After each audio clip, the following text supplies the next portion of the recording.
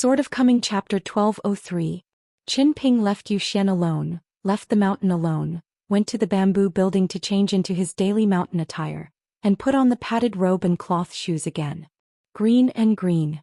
Xiago sat at the table by the cliff, said that he had fulfilled his mission and brought the words to Lu Sabao. Qin Pingan smiled and nodded and asked her to talk to Guizhuzhou about having dinner together.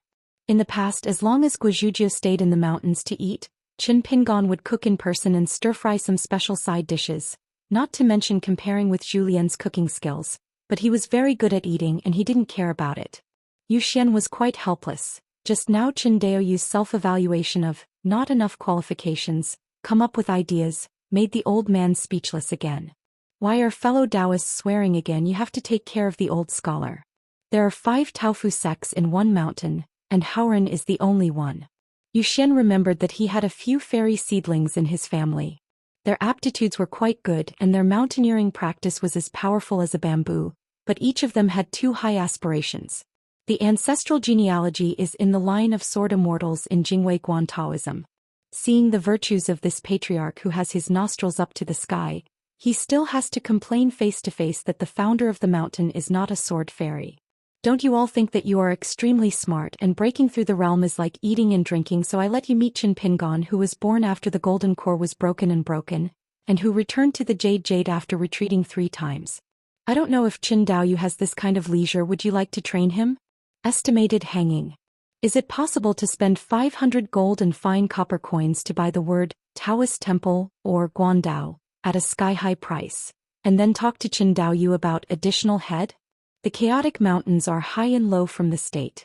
Don't be surprised that this town has the oldest style. This place was originally the ridge of the world.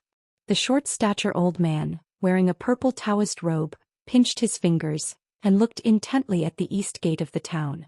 Zhou Xian could vaguely see a Taoist priest riding a bull to enter the pass, and the purple energy came from the east. Not daring to look at the old-time scene, Zhou Xian stood on the railing, gasped, and suddenly widened his eyes, only to see a purple aura between the sky and the earth, divided into 2 lines, mighty like a raging river, suddenly crashing into his 2 sleeves like a fish in water. Zhou Xian couldn't stop him, shook his sleeves. Good guy, it's supposed to be nothing more than ethereal and weightless Dao Qi, but it's actually heavy. Let already 14 the old real people in the world have to bend down a little. If you are in the Tianwai Xinghe dojo and you are poor, you don't have to bend this way. Zhou Xian put away his thoughts, shook his sleeves, bowed his head to the sky and thanked Daozu. Lu Shilu and Bai Yes house are next to each other, so it's convenient to visit.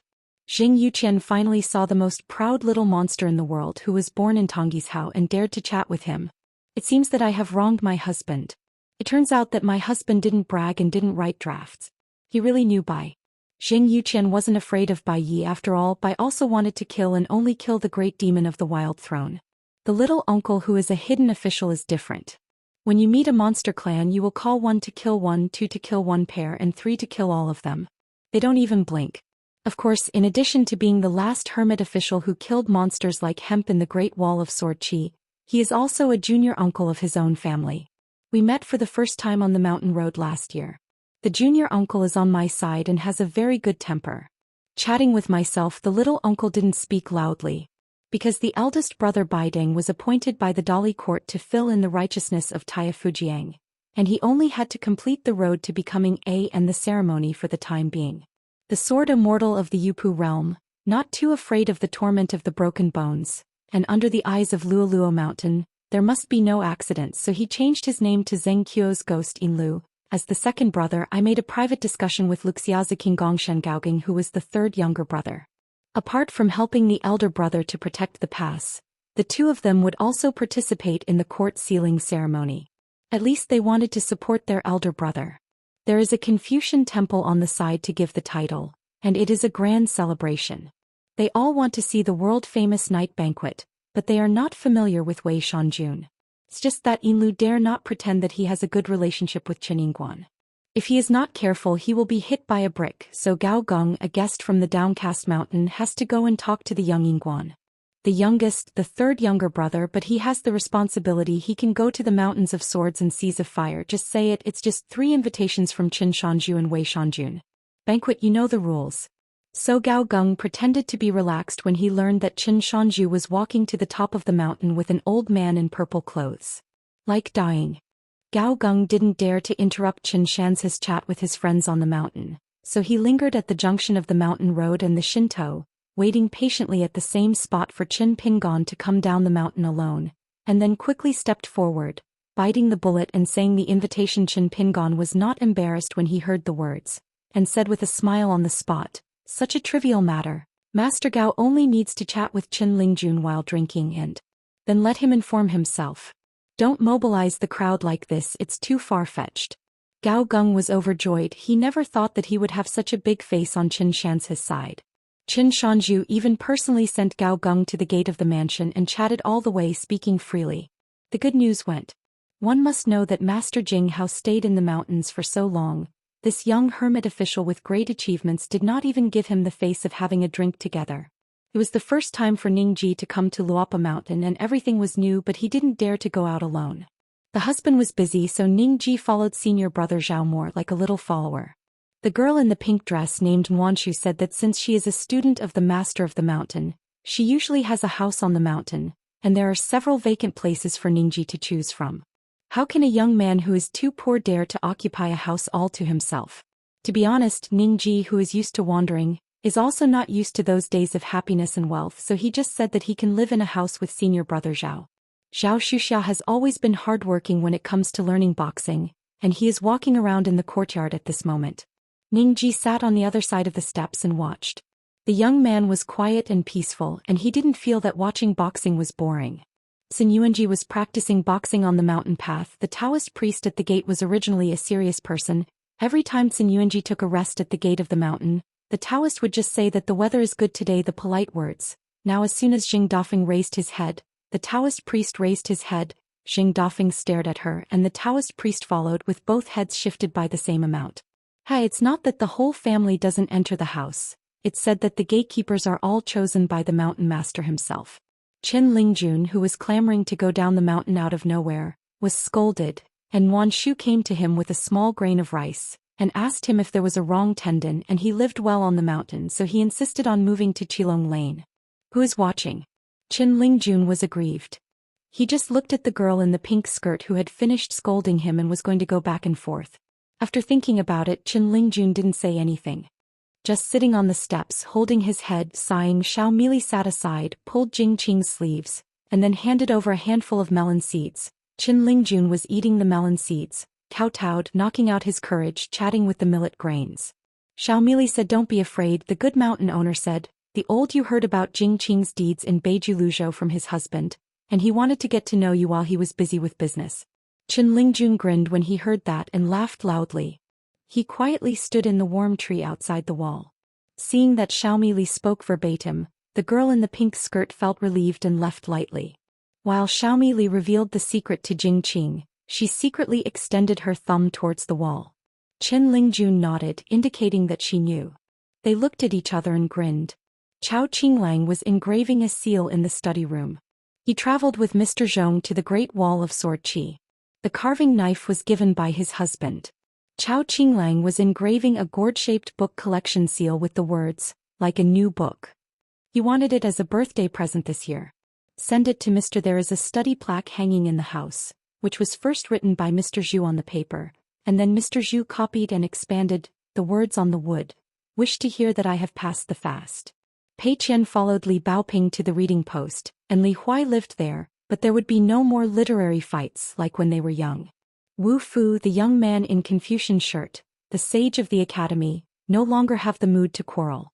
Hearing that Li Baoping was coming, Lin Shui and Dong Shuijing took Shi Jiachuan, who was temporarily living in Taoya Lane, to take a talisman boat to the care reading post, a rare reunion of classmates. Cui Dongshan acted arbitrarily, causing Lu Xianying to sleepwalk and ask swords. He didn't dare to see his husband at all. He called the chief of Zhou and slipped away. He went straight to the blessed land of lotus root together. Some things had to be finished. The girl in the mink hat was lying in the sea of clouds, her legs crossed, waiting for Xiaoma to come home. "Gentle Xiaoma, maybe I will come back today, maybe I will come back tomorrow. The day after tomorrow will be the wedding night in the bridal chamber." Sitting next to him was an extremely sad white-haired boy, who looked like he had nothing to love, because he knew that he had been expelled by the leader of the Guo League. What kind of evil did he do, poor man, with boundless suffering?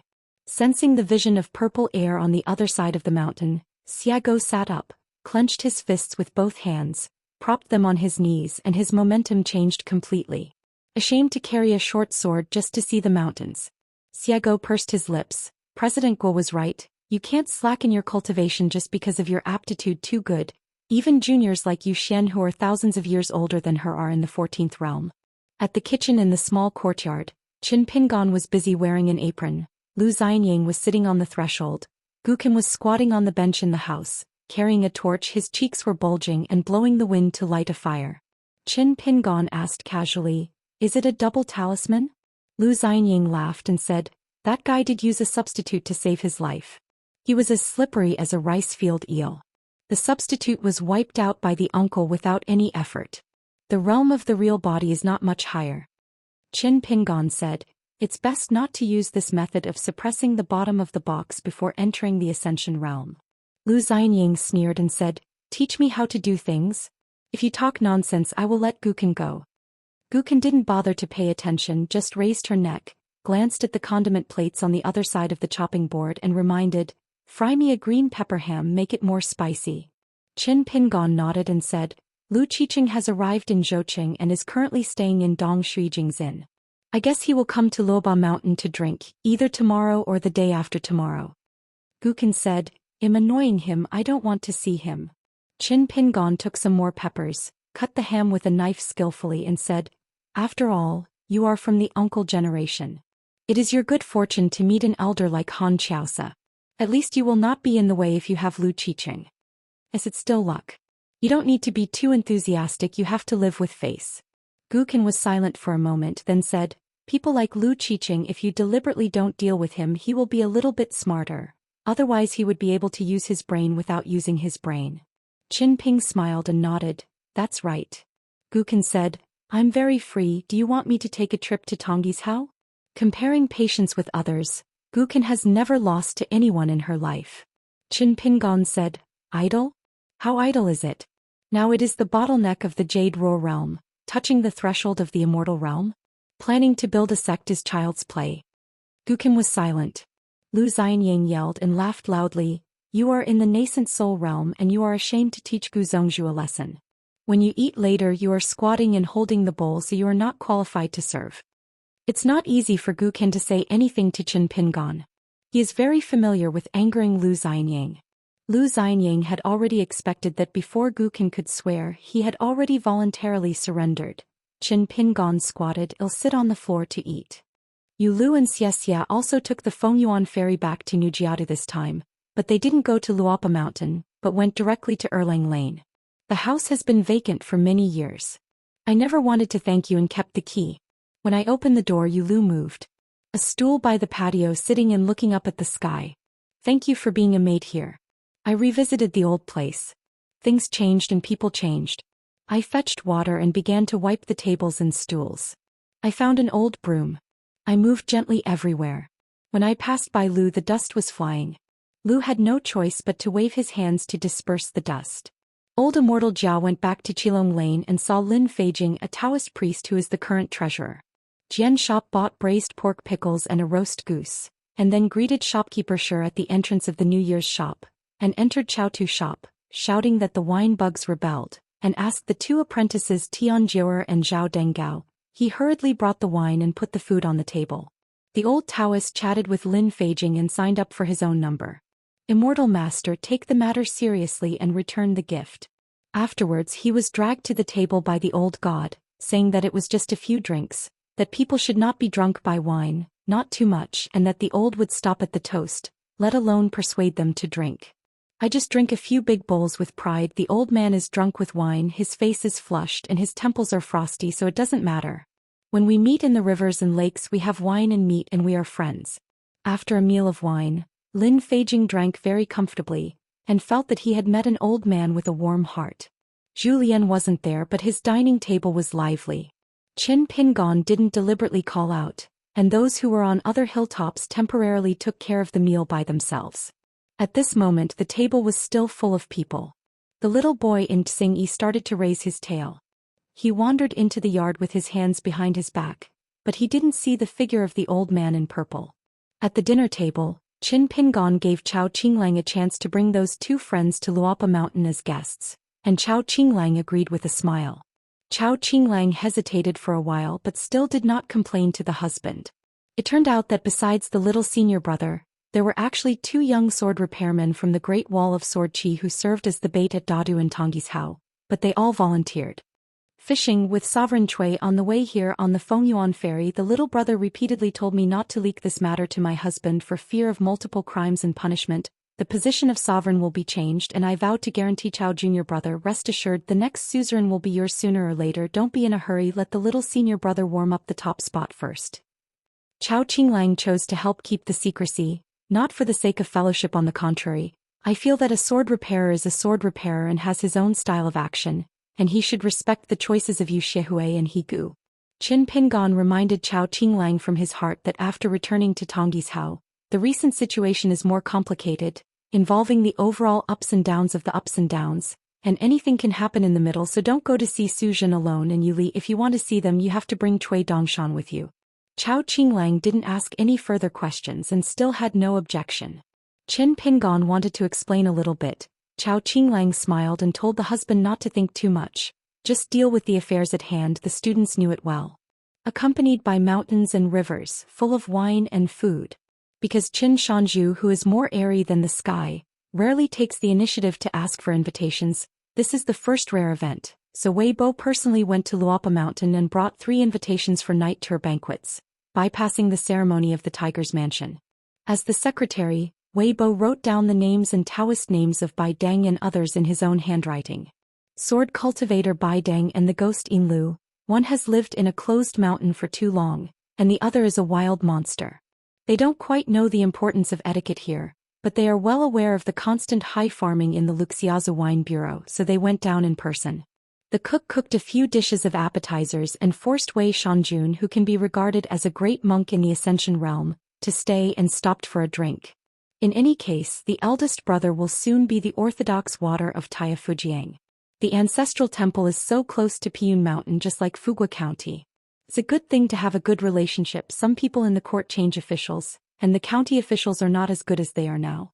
Wei Bo didn't expect Gao Geng to make such a fuss, and he stretched out his hand not to hit the smiling face.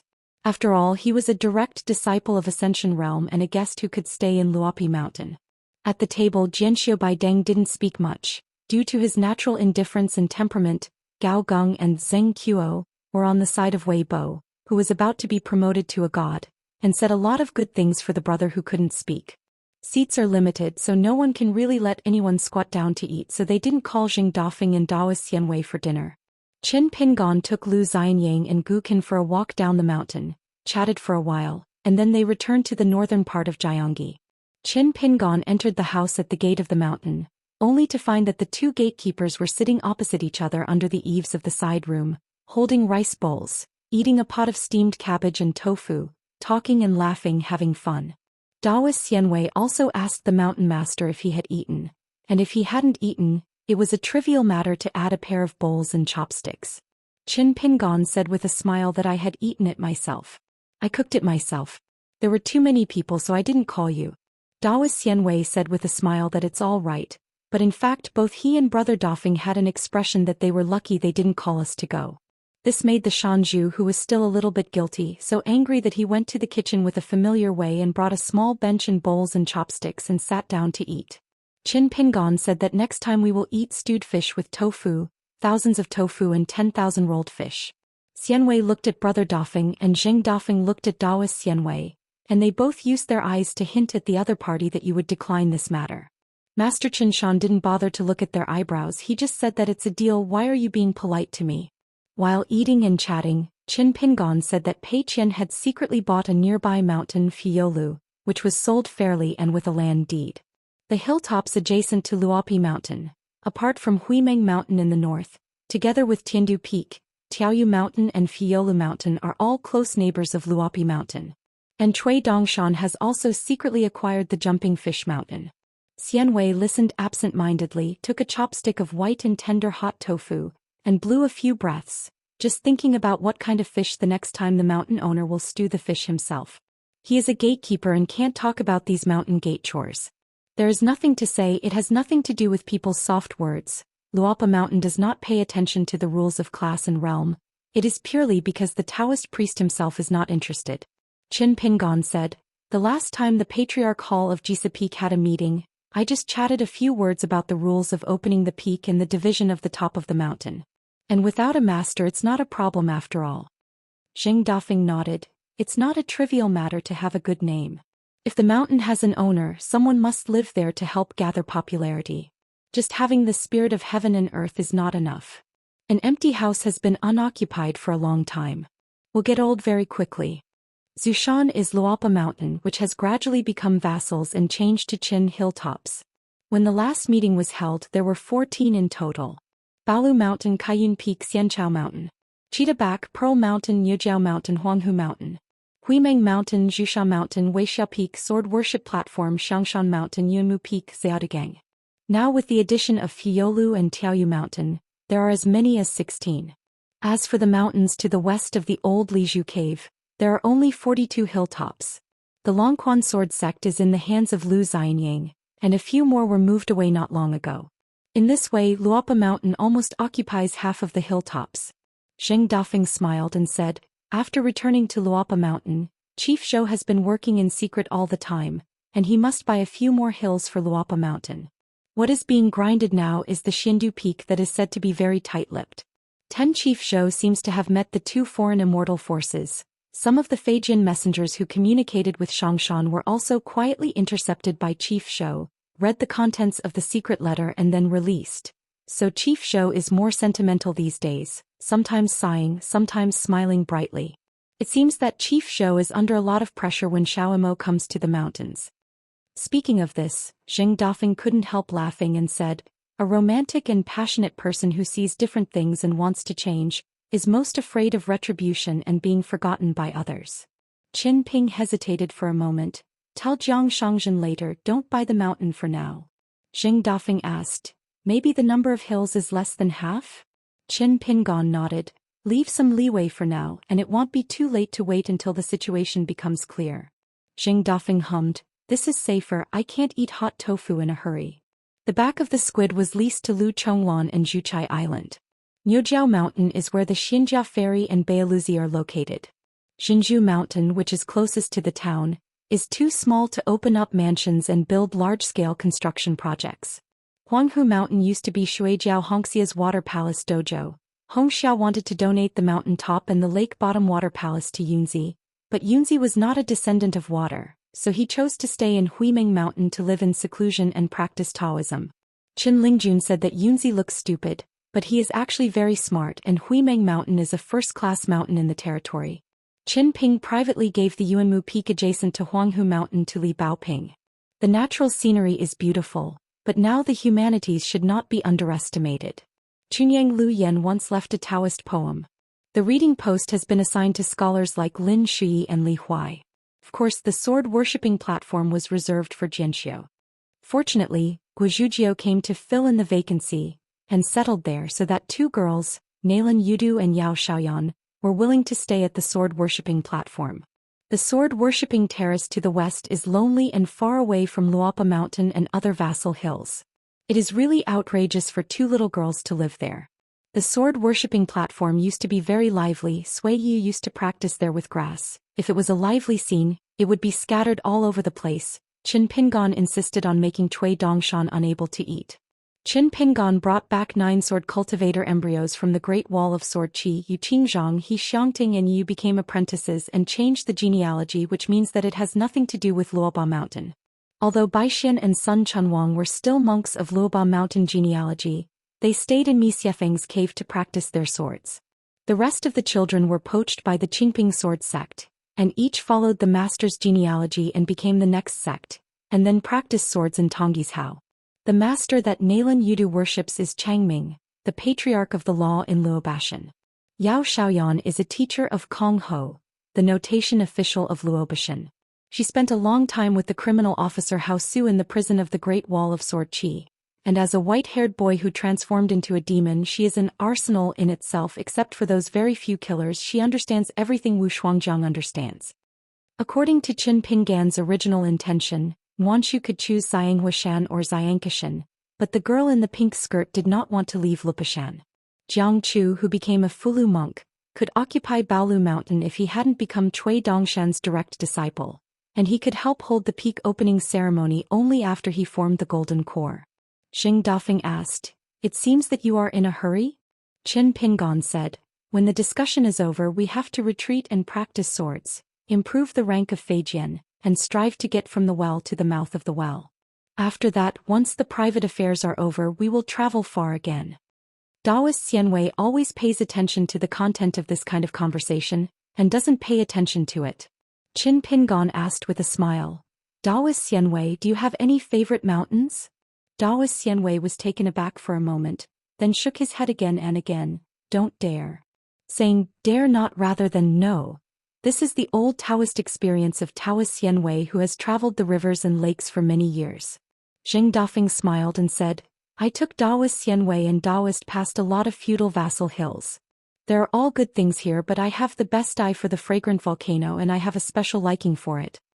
With a smile on his face, Qin Pinggan said in a slightly surprised tone, "Is it because I like the climate on the Xiangshan mountain, and fell in love at first sight after climbing the mountain and enjoying the scenery?"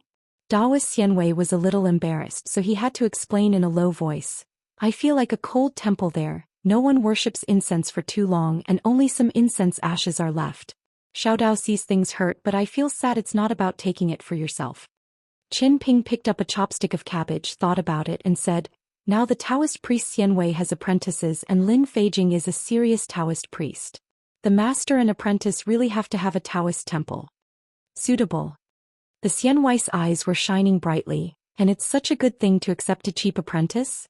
Could it be that we will charge more in the future and try to open a private altar one day?"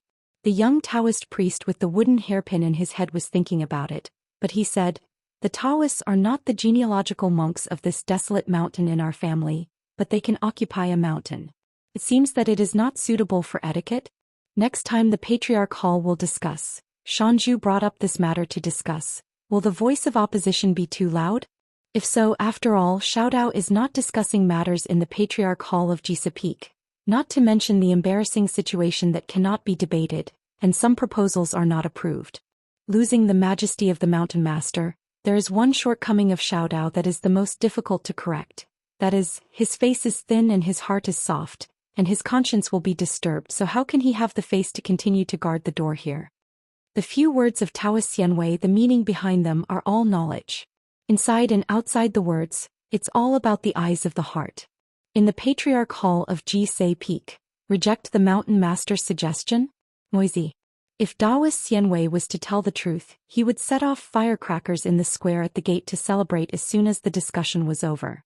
Xing Dafeng coughed a few times and tapped the side of the pot with chopsticks a few times. "The heat, pay attention to the heat. It's too late, you have to pay attention to proportion. Be careful with the Mountain Master and go downhill if you don't want the Mountain Master to make things difficult for the Mountain Master. You really don't have to embarrass the Mountain Master." Daoist Xianwei immediately understood and tentatively said, "If the Mountain Master is willing to show love, how can Xiaodao be ungrateful and disappoint the Mountain Master's kindness? And he will definitely do his best in the future, dare not slack in the slightest, and continue to put all his energy on looking after the mountain gate up." Qin Ping said with a smile. "Then tentatively decide that the Xianghua mountain belongs to the Taoist master Xianwei and his apprentice Lin Feijing. Of course, this matter still needs to be discussed and passed. It is estimated that it will not be a big problem." Daoist Xianwei said in a deep voice, "Who doesn't know that when we discuss matters in the Patriarch's Hall of Jisapik, the Mountain Master is the most open-minded and never speaks out?" Xing Dafeng hummed, "It's all clear." Qin Pinggan sighed rarely, thinking whether to let Zhu Lian find Yuan Huang and come to Luapa Mountain earlier. Daoist Xianwei rubbed his hands and said blushingly, "Shani, to speak a word of conscience, you will not be rewarded for nothing, and you are already mentally prepared to be laughed at by fellow Daoist Jing Qing. Own a mountain that is nominally your own and open up a dojo. This is the age of the fake Taoist priests, a beautiful thing that they never dared to dream of in the past. What kind of sleeping position do you have to sleep in such a beautiful dream?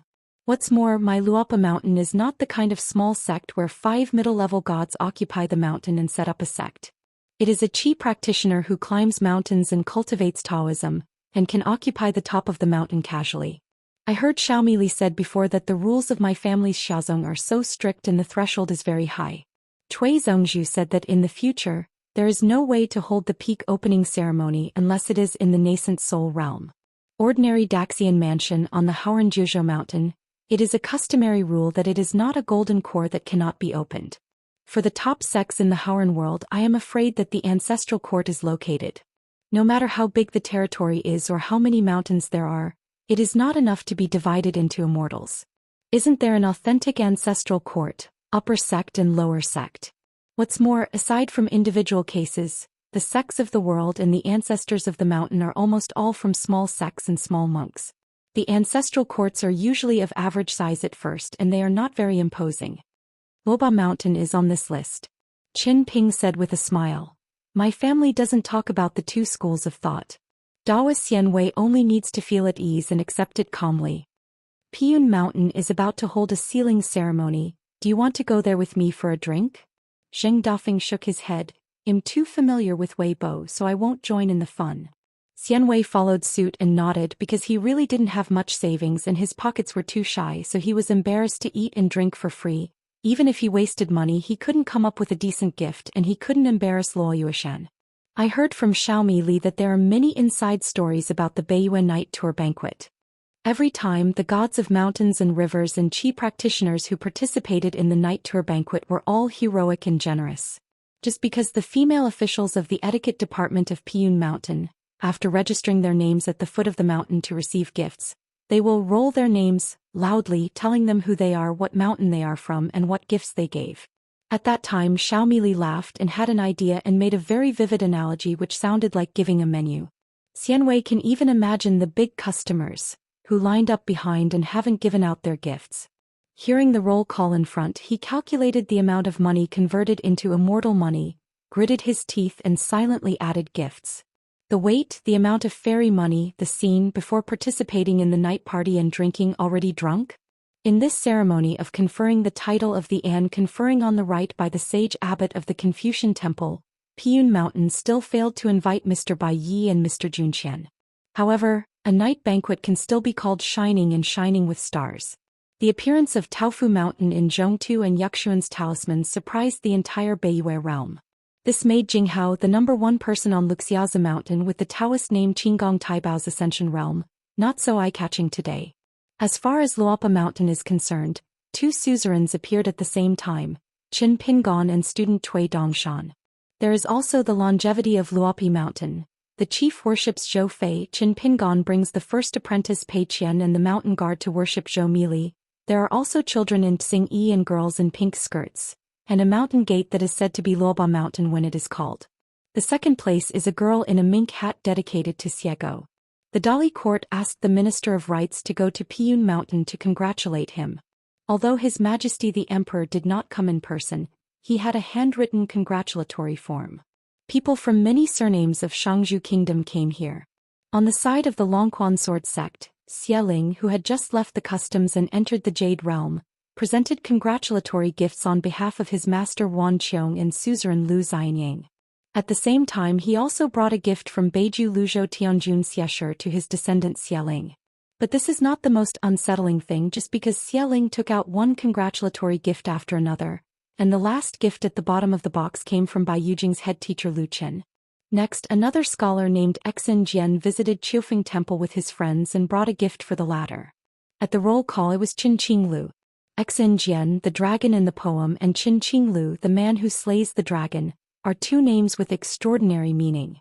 If they are separated and congratulated separately, others may still have some guesses and are not sure whether it is true or not. But when Exin Jian and Qin Qinglius names were put together, the head priestess of the etiquette department tremblingly called them out, and even handed over the pen in her hand to the scholar, saying that the tiger has a life, so she must be bold. Ask Mr. Exin to write those 2 names in his own handwriting, and leave the authentic calligraphy. Then even a fool will know them. It's them. This time the 5 mountains of Aquarius Island and the abbot of the Zhongtu Confucian Temple were conferred the title of God, and were held at the same time on the same day. Therefore it is not only the Piyun Mountain that is very lively, but the Wuyue Mountain Juanfu is full of guests, full of voices, and join in the grand event. Zhongyue holds the Purple Mountain, and the tiger is Jinqing, who is bestowed the divine title Mingzhu by the Confucian Temple. Dongyue Qishan Mengrong and the name Heroic Spirit. The implication is so great that it is beyond imagination. Beiyue Piyun Mountain Weibo was awarded the title of Night Tour. It's not surprising at all. If not, it would be a strange thing. Xie Ganzhou Mountain Tongwenchang, the name is Dizhu. Nanyue Zi Tongshan, female tiger Fan Junmao. Her name is actually another name of the mountain, Tui. One of the 10 philosophers of the Confucian Temple, Mr. Dao Neighbor, is in charge of Abbot Beiyue ceremonies. The big monks who came to Piyun Mountain today are Zhou Xian, Xinjian, Jinghao, and Lu Chen Qinglu, Xiexer, who asked to congratulate them. In this way, in terms of power among the 5 mountains on a continent, Piyun Mountain deserves to be the leader. Weibo, who was dressed in a snow-white robe with a golden earring pinned to his ear, took the scroll of the holy name of Li Sheng's handwriting from Mr. De respectfully.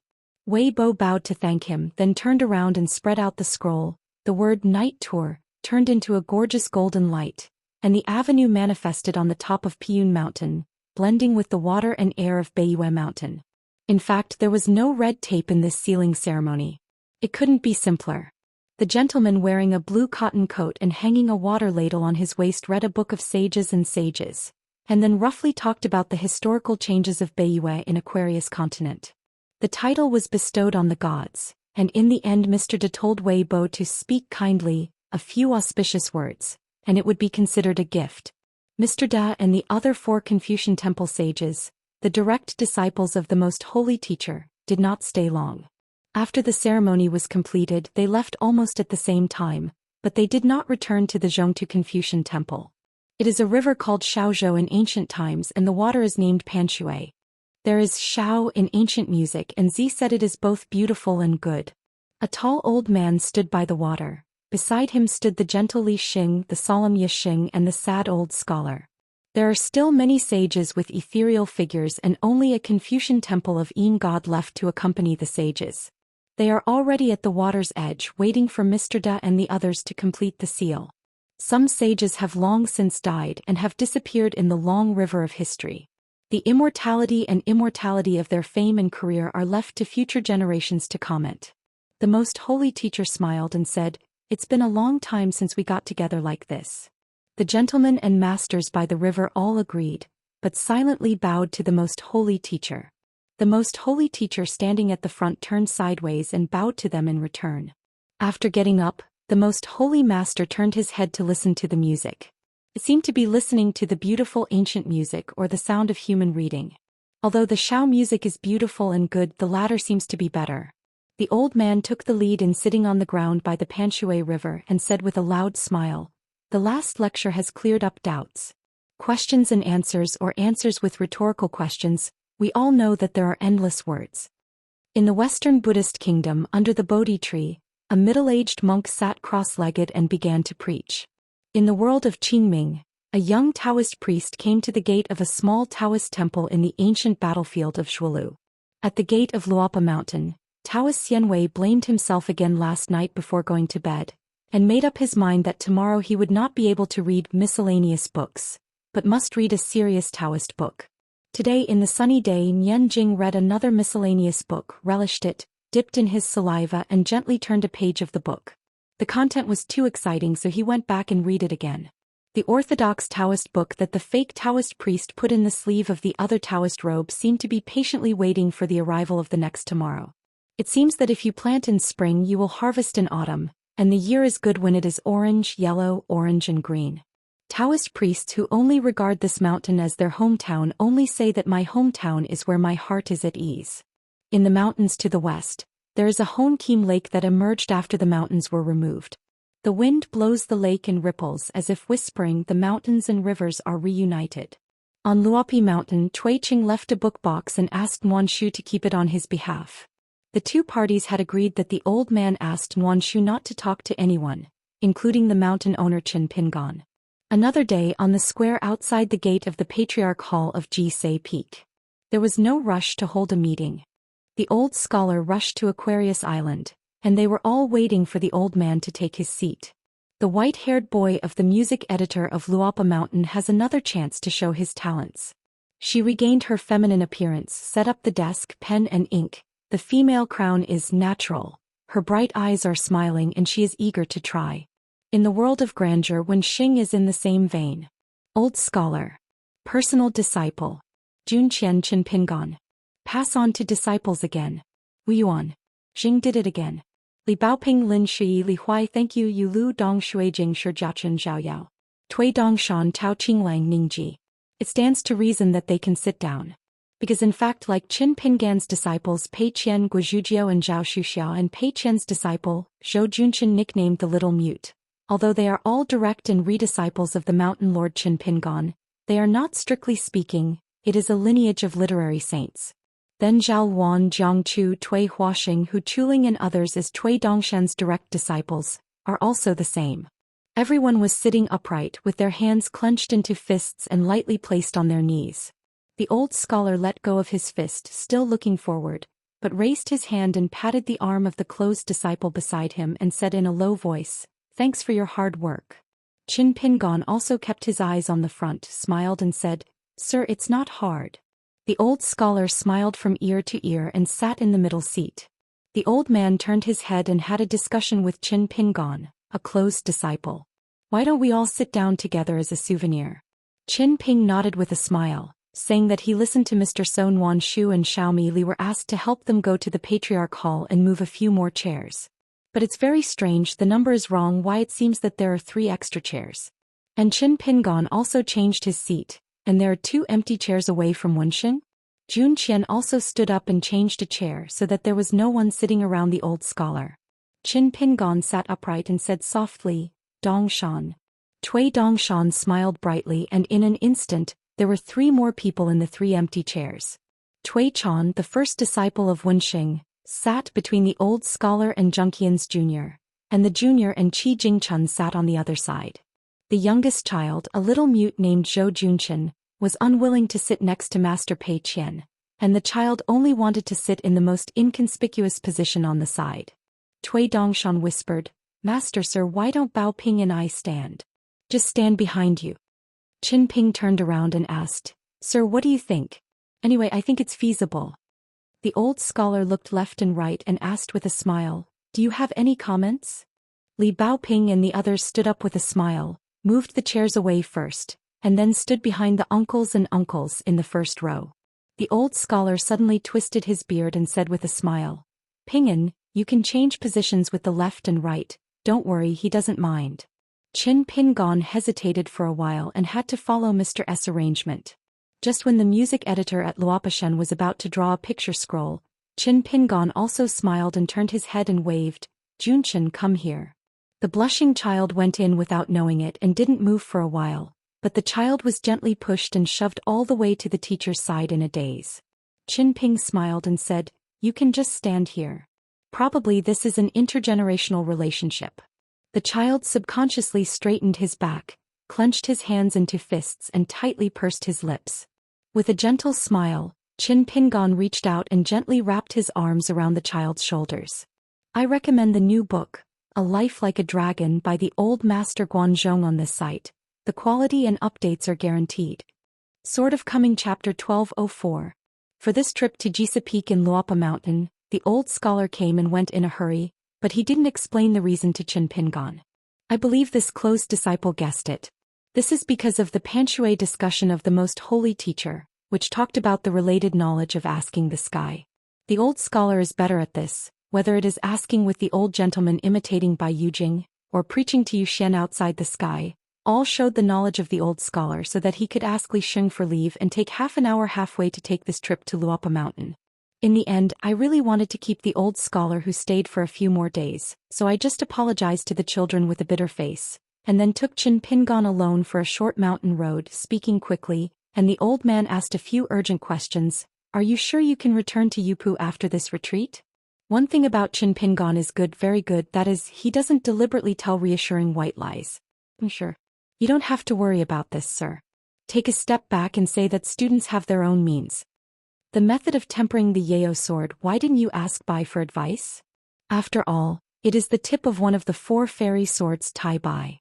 Qin Pingon, who was in the city at that time, Firen, who was in the wilderness, Lu Kai, who was beside Zhou Xian, and Zhao Yao, who traveled the colorful world, each got one. I have never been ashamed to ask about this matter. Deep down in my heart, students are always used to seeing Mr. Bai as an unattainable man in the sky.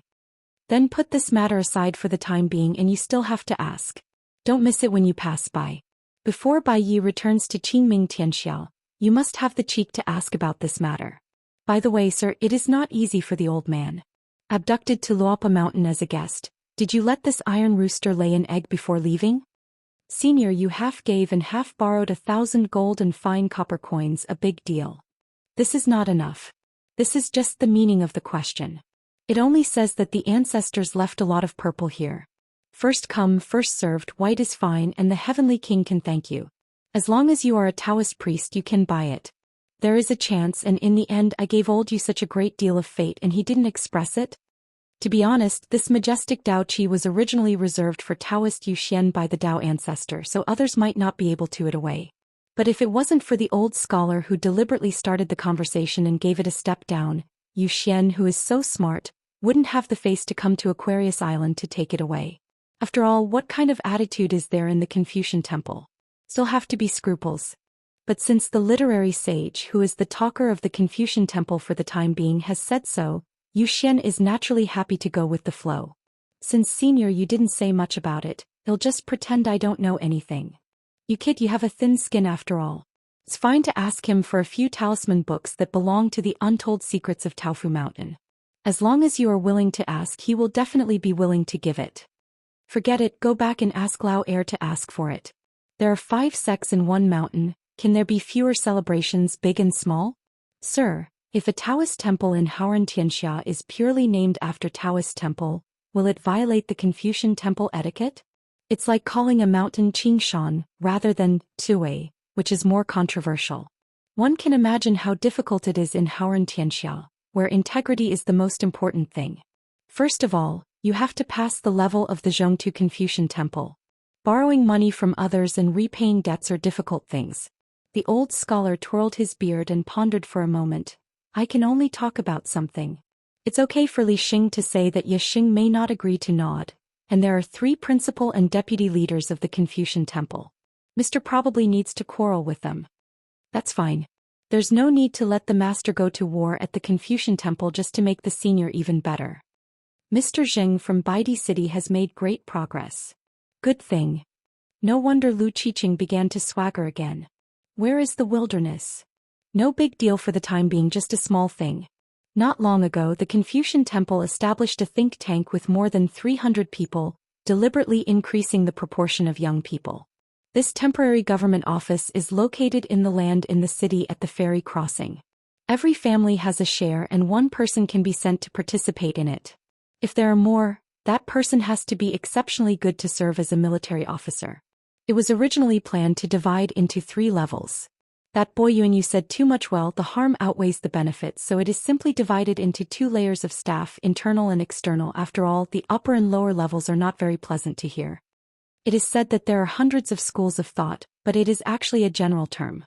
There are 60 or 2 schools of thought that are truly recognized by the Confucian temple and clearly defined as family, large and small. Tracing back to the origin, every home was once a kind of painstaking and intellectually exhausting exploration of how the future world will go in the ancient years. Among them, Su Bai's child is more outstanding, but there are 3 young people who are even more powerful than Su Bai. One of them, you are very familiar with, is Lin Junbai, the new national teacher of the Shaoyuan dynasty. Speaking of this, the old scholar sighed. It's a pity that his close disciple just entrusted Wei Bo, the of Night Tour, to give the booklet to the Confucian temple.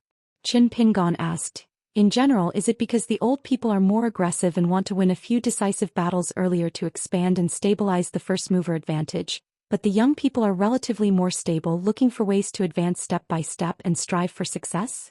In this battle, there are only the first and the middle game, where the middle game is the end. The purpose is to conform to the word controllable from the beginning to the end, and not give the wild world any chance to come back, or even give them any chance of accident. The old scholar laughed heartily. Hey, you guessed it right. Qin Pingon asked curiously. Sir, the other two? Apart from Hengku Academy Shanzhongyiyu, who is the other? The old scholar Nian Su smiled and said, he is a disciple from a miscellaneous family. Regarding this war he used a metaphor. Raising his hand and waving his sleeves, the old scholar smiled and said, push. Allow me to be aloof within Jiazi, gain the greatest military exploits with the least damage and flatten half of the barren land. Qin Ping was taken aback for a moment and couldn't help admiring. Good means great courage. We must know that in the middle and late stages of the war Haoran Tianxiao, under the secret arrangement of the Confucian Temple, led by the 10 dynasties, began to exhaust the treasury and spare no effort to develop various war weapons that could change the local disadvantages. For example, the Dali dynasty teamed up with the Mahists to build the mountain ferry and the sword boat, but this is only a very small part of the battlefield and the effect has been verified. The tribe retreated back to the wild like a tide, so Haoran Tianxiao still has a lot of killer weapons, which are still hidden in the bottom of the water. The old scholar hesitated to speak. As expected of being the most considerate disciple of the closed door, Qin Ping smiled and said, I have already asked Lu Su to send news to Xianxia Chao Gun and the others. Once Lu Su arrives at Chuanjiao Mountain, all sword cultivators can withdraw from the other side. Underground mine veins. After that, whether they are willing to enter the Confucian Temple to serve as military fighters and make suggestions, I can only give advice as a friend and I can't force it. Qin Pingon would have to bear great risks and responsibilities for letting the young sword cultivators from the Summer Palace go to Fuyazhou, and let the Haoran sword immortal who had been to the Great Wall of Sword Qi guard their way. Once there is any problem, the sect behind those young people, even if they don't say it, they will have a big pimple in their hearts. After all, Scrofulariae and the others, which one is not a candidate for the top positions in the future ancestor hall of their respective sects? You need to have qualifications, you need to be talented, you need to be good, just like Chao Qinglang is in Luopa Mountain. The old scholar nodded with a smile. Don't force it, you must not force it.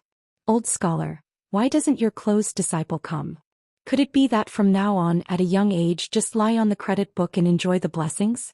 Those who dare to ask such a question in person must be old friends who are familiar with the old scholar. When Xing, will Lord Qin Shan enter this city to serve as a military officer? There are more people who ask this question. Most of them are energetic young people, not necessarily all out of admiration, but some of them feel that what is going on in the world is, after all, seeing is believing. The old scholar vowed, Pingon, if you are willing to go to the Demai Ferry for a stroll, let me tell you from the Mo family giant, if he dares to shut you down, I will block his door. Qin Pingon got a headache when he thought of this, so he had to ambiguously go with his husband. The old scholar looked at the sky and said, we have to go. Bai also asked in his heart, should I wait for a strange fellow Daoist here or look for him over there? The old scholar smiled and asked, you want to chat with Mr. Xiaomo about your swordsmanship experience? Bai also said, when we meet we can talk quickly. If you don't like it, just meet up and meet each other. The old scholar hesitated for a moment and said, since you want to go back to Xuandu Temple, go back quickly. Bai Yi really acted resolutely and really flew up to the sky with Zhou Xian. The old scholar stomped her feet anxiously, and Zhou Xian smiled from the bottom of her heart. Sir, about the fairy sword Tai Bai also left a booklet on the table for the junior brother to read by himself. The old scholar asked, how thick is the booklet? Zhou Xian replied honestly, not thin, not thick. The old scholar stared and said, what's the use of Pingon asking you, senior brother? You wait for Sir. Zhou Xian said helplessly, Sir, you really can't blame me. I tried to persuade him, but Bai didn't listen. You can't ask him to write more words with his tiger head cap.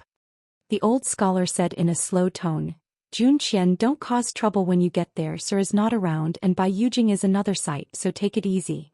Zhou Xian hummed. When he arrived at the gate of the sky at Aquarius Island, Bai also raised his fuhu cap and bowed to Panshui and Xiaozhou to say goodbye, and Zhou Xian did the same. Today's discussion in the Patriarch Hall of Jisa Peak is actually relatively simple. Apart from determining the ownership of the mountain, it is to determine the identity. A disciple of the outer sex handyman, turned into a monk of the inner sex genealogy. In fact, whether it is the outer door or the inner door, it is just a decoration in Luopa Mountain. Luopa Mountain is not an enshrinement, but it is a direct disciple of the ancestral hall of the enshrined people. Therefore, the white-haired boy's status as an inner monk is still unique. And from today on, because of his status as a score editor, the white-haired boy can have a chair in the Patriarch Hall.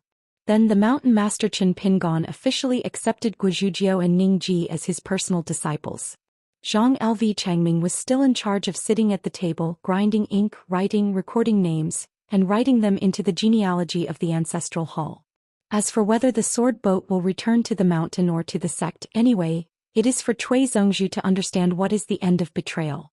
Not to mention Chief Shou, who is like a brother with a different surname. Even the old Jia, the lecturer of the Xiaozong Academy, doesn't give half a word of justice.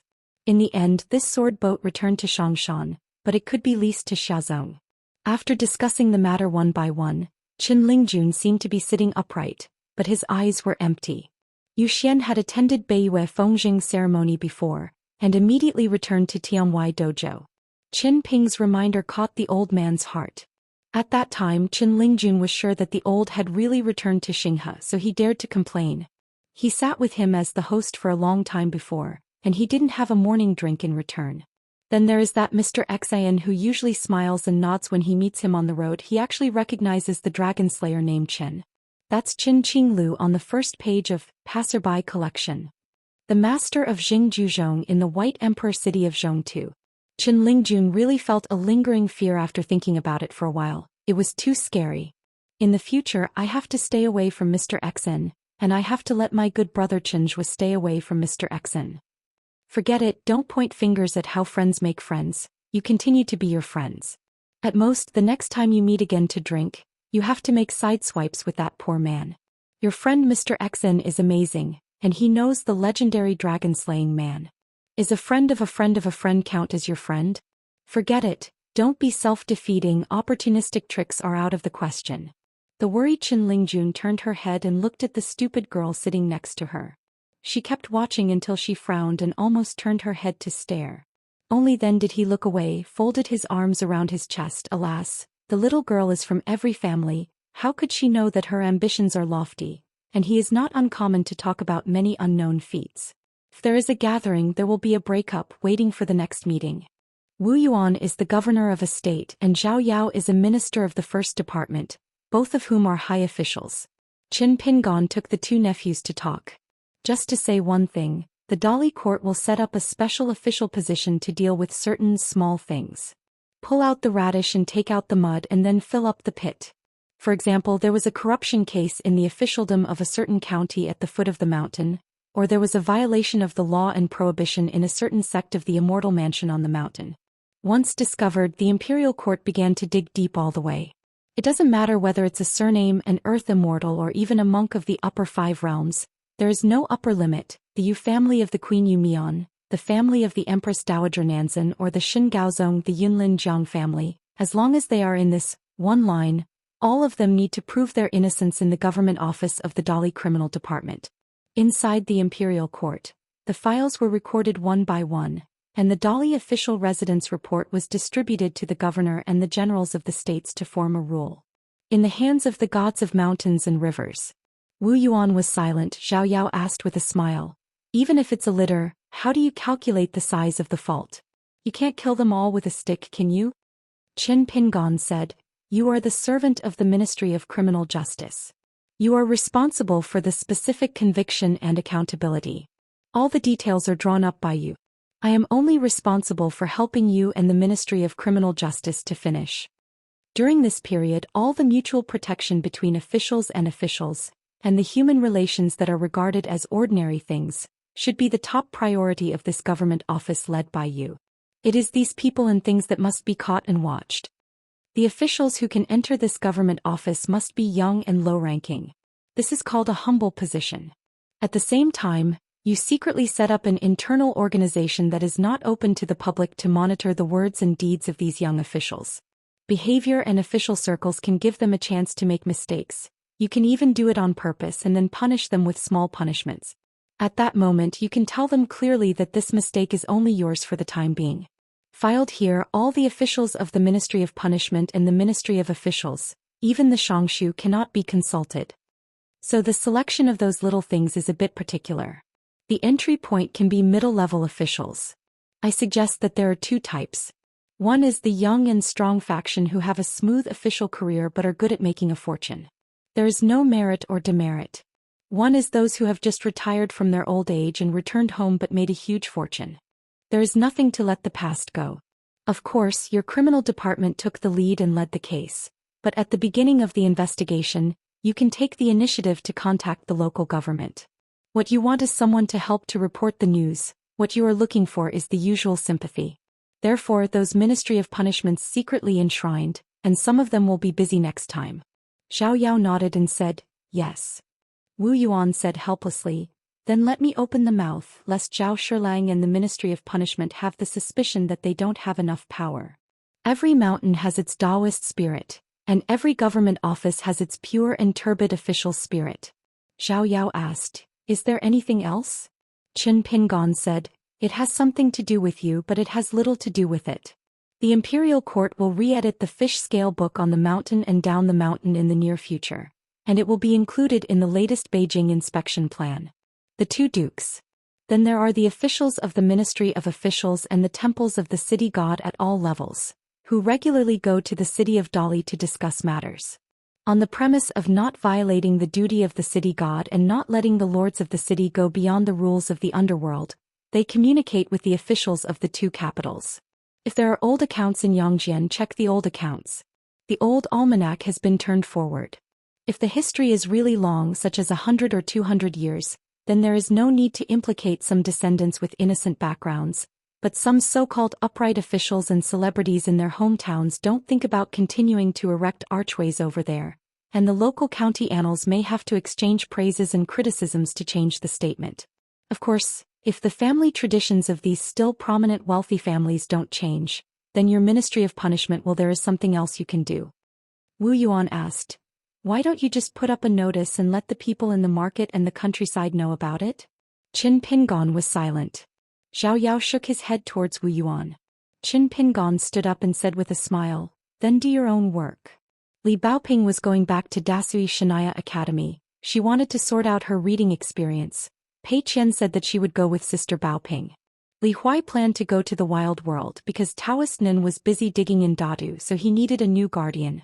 After all, Taoist Nin was abducted by Qin Pingon to Tongyi's Hao, so Qin Pingon hesitated who to follow Li Huai to replace Man Huang Taoting as the guardian. It's just that Xiaoma is still in the Qingming world and Jiang Shangzhen and Cui Dongshan still need to stare at the lotus root blessed land. Thank you, dog?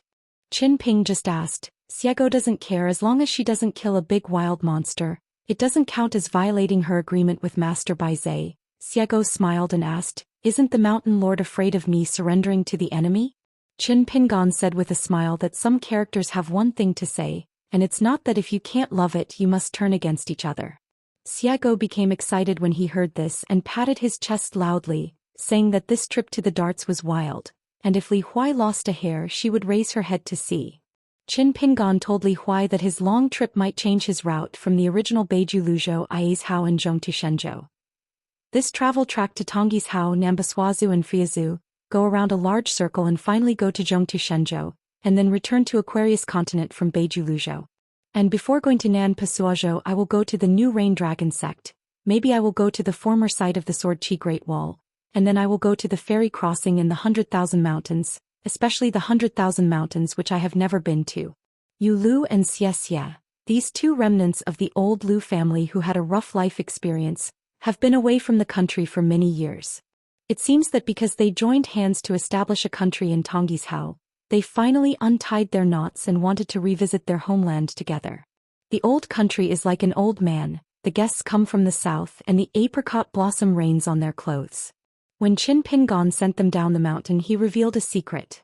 Bai Chong, the #1 person in Luzhou Kendo in Beiju, just entered the Ascension realm not long ago. He once conspired with Tianwan from Zhiyu Peak in Xinjiang to manipulate and seize Aquarius continent has thousands of years of sword luck. Tianwan also has another identity, that is, Zhou Zis junior sister, and Bai Chong also has it. I also came to the conclusion by overlapping the two news not long ago. It turns out that Bai Chang's predecessor was we, the disciples of the Lu clan on Tianfilu Street in Lishudong, are even one of the unnamed disciples of Mr. Sanshan Jiuho. Our original name is Lu Yu and we are sword cultivators. Maybe it was created by Lu Yu's second world, who changed his name but did not change his surname. Because he mastered some secret techniques, Lu Yu was able to know them from birth, but for some reason he finally went to Beiju Luzhou and used the identity of Baishang. From now on, I will concentrate on practicing swords, and seek the method of ascension with heresy ways. Mr. Sanshan Juhao's group of registered and unnamed disciples was leaked to Qin Pingon by Aunt Feng in the Huoshan Temple in the capital, and Li Shixing personally said that Beisheng's predecessor was Lu Yu, a citizen from Tianwai. Xianxia sneered and said, "It's no wonder that old Bai Jianxian established a sect but didn't spread his branches and branches. So far there is only one direct disciple like Zhou Xian. It seems that he is worried that the master will blame him for over-accepting disciples." Qin Pingon joked. "Is that how you evaluate Bai Jianxian, who may be the founding emperor of your Lu clan?" Thank you eyes and said quietly, "The Lu family is destroyed, Guizhou is cut off and I haven't seen him help." Back then Aquarius continent was still a small continent at the bottom of the vast world, and the Dali Song clan was far from the later dynasty of one country and one continent. Huquizhen's Dali dynasty after all, it is not difficult to keep Lu's Guizhou. Qin Pingon just shook his head with a smile, and didn't bother to talk about reasoning to sprinkle salt on her wounds. In fact, thank you, why don't you know the superficial truth of, the immortal master on the mountain cuts off the world, and the descendants have their own blessings. She is indeed just angry and has to complain a few words. Yulu's expression was complicated and he never spoke. Qin Ping smiled and said, "The bridge returns to the bridge and the road returns to the road. 1 yard belongs to 1 yard. If Baishang is really your ancestor, don't be hypocritical. Children who cry will have candy. Bai Chang and I are not mortal enemies, and now it is the relationship between well water and river water. He uses his ability to find someone to plan the luck of swordsmanship in the 2 continents. Half of the good things, whether there is any feud, whether to ask the sword, are all on the table. In short, in this matter you and Xianxia are outsiders, don't get involved." Yulu nodded and said with a smile, "I'm just waiting for your few words." Qin Ping patted Yulu on the shoulder. "As expected of the person who watched the day and night with me, he is as shrewd as a fool." Yulu laughed and said, "Thank you. Thank you so badly. What's wrong?" Hearing the tisk-tisk sound from the side, Xianxia glared and said, "Qin Pingon, what are you so angry about?" Qin Pingon raised his face and said, "I am Mr. Cui Zongzhu, how do you talk to master?" As a result, Yulu got an elbow. Xianxia walked down the mountain quickly. Qin Pingon rubbed his shoulders, raised his chin towards Xianxia. "Huh." Yulu looked bewildered. "Huh." Qin Ping curled his lips and jokingly said, "The 7 orifices have connected the 6 orifices." Yulu couldn't help laughing. You know best." The sable hat girl sacrificed an unknown ancient treasure ship, which was faster than the Liuxiao boat, and took Li Huai and his personal maid to go overseas together. She is on official business, after all, she is the second best worshipper, she has nothing to shirk, but she must go and return quickly in case Xiaomo will return when she is not in the mountains. Xiago was sitting on the railing, the wind was blowing on his face. The girl stretched out her hand to hold on to the ermine hat. Her temple hair fluttered endlessly. 10,000 years ago her aptitude for cultivating Taoism was really good, so she had to find something to do, otherwise she would be too boring. After much deliberation and an idea, then find a Taoist companion. The little fox Wei Taizhen was standing by the railing, chatting with the young but old-fashioned Miss Xia about some anecdotes about the landscape.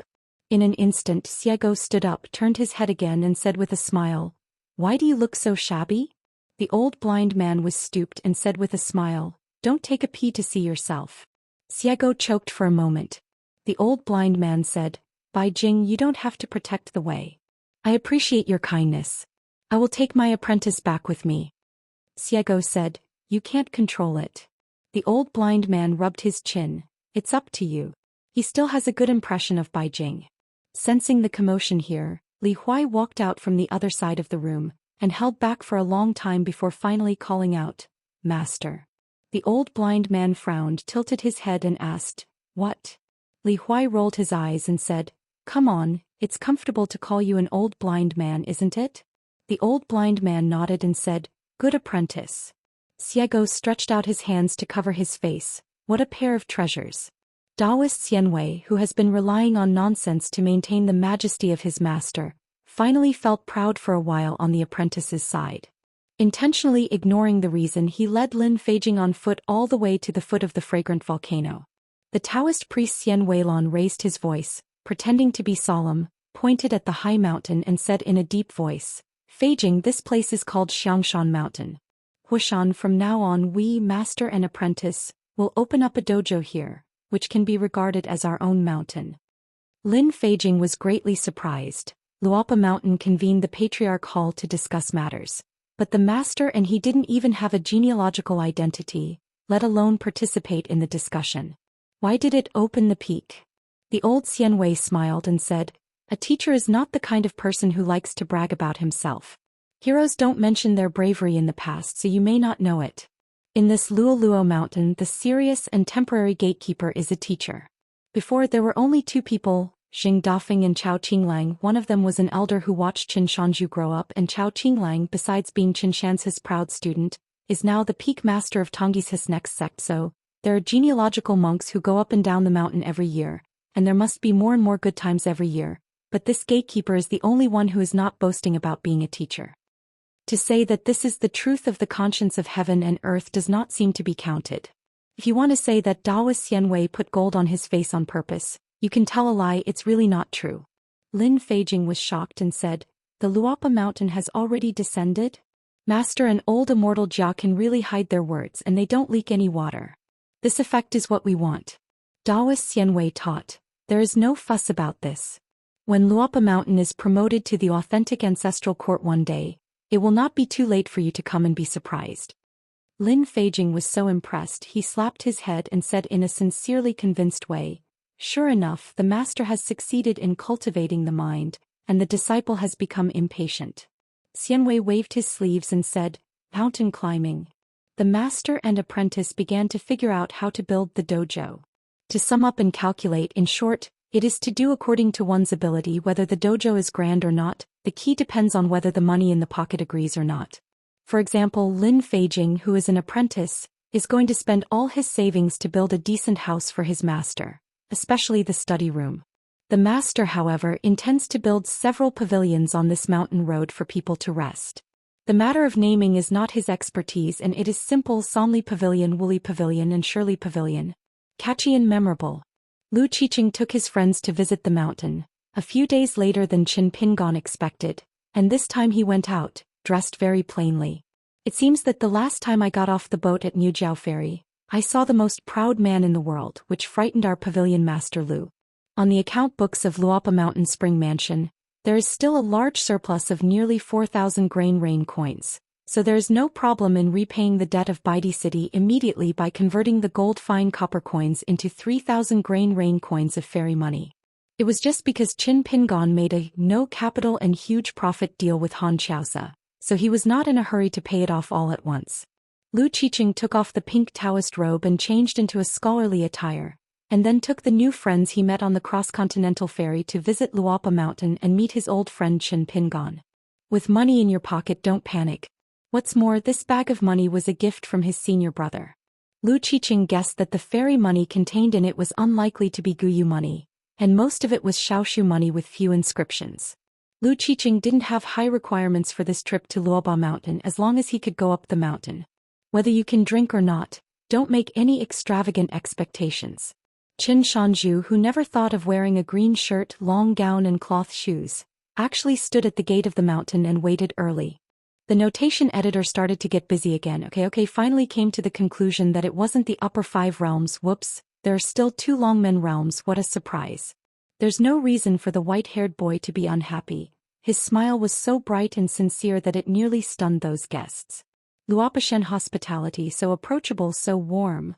Could it be that he was really under the influence of Pavilion Master Lu? Qin Pingon explained with a smile. Gukin is still busy being Lu Xianyang's best man.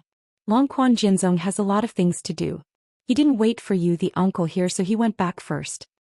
Although Lu Qiqing was skeptical, but he was in a good mood, so what if it was fake? It was a polite remark from his close friend Qin Shanju. How many people could have this honor?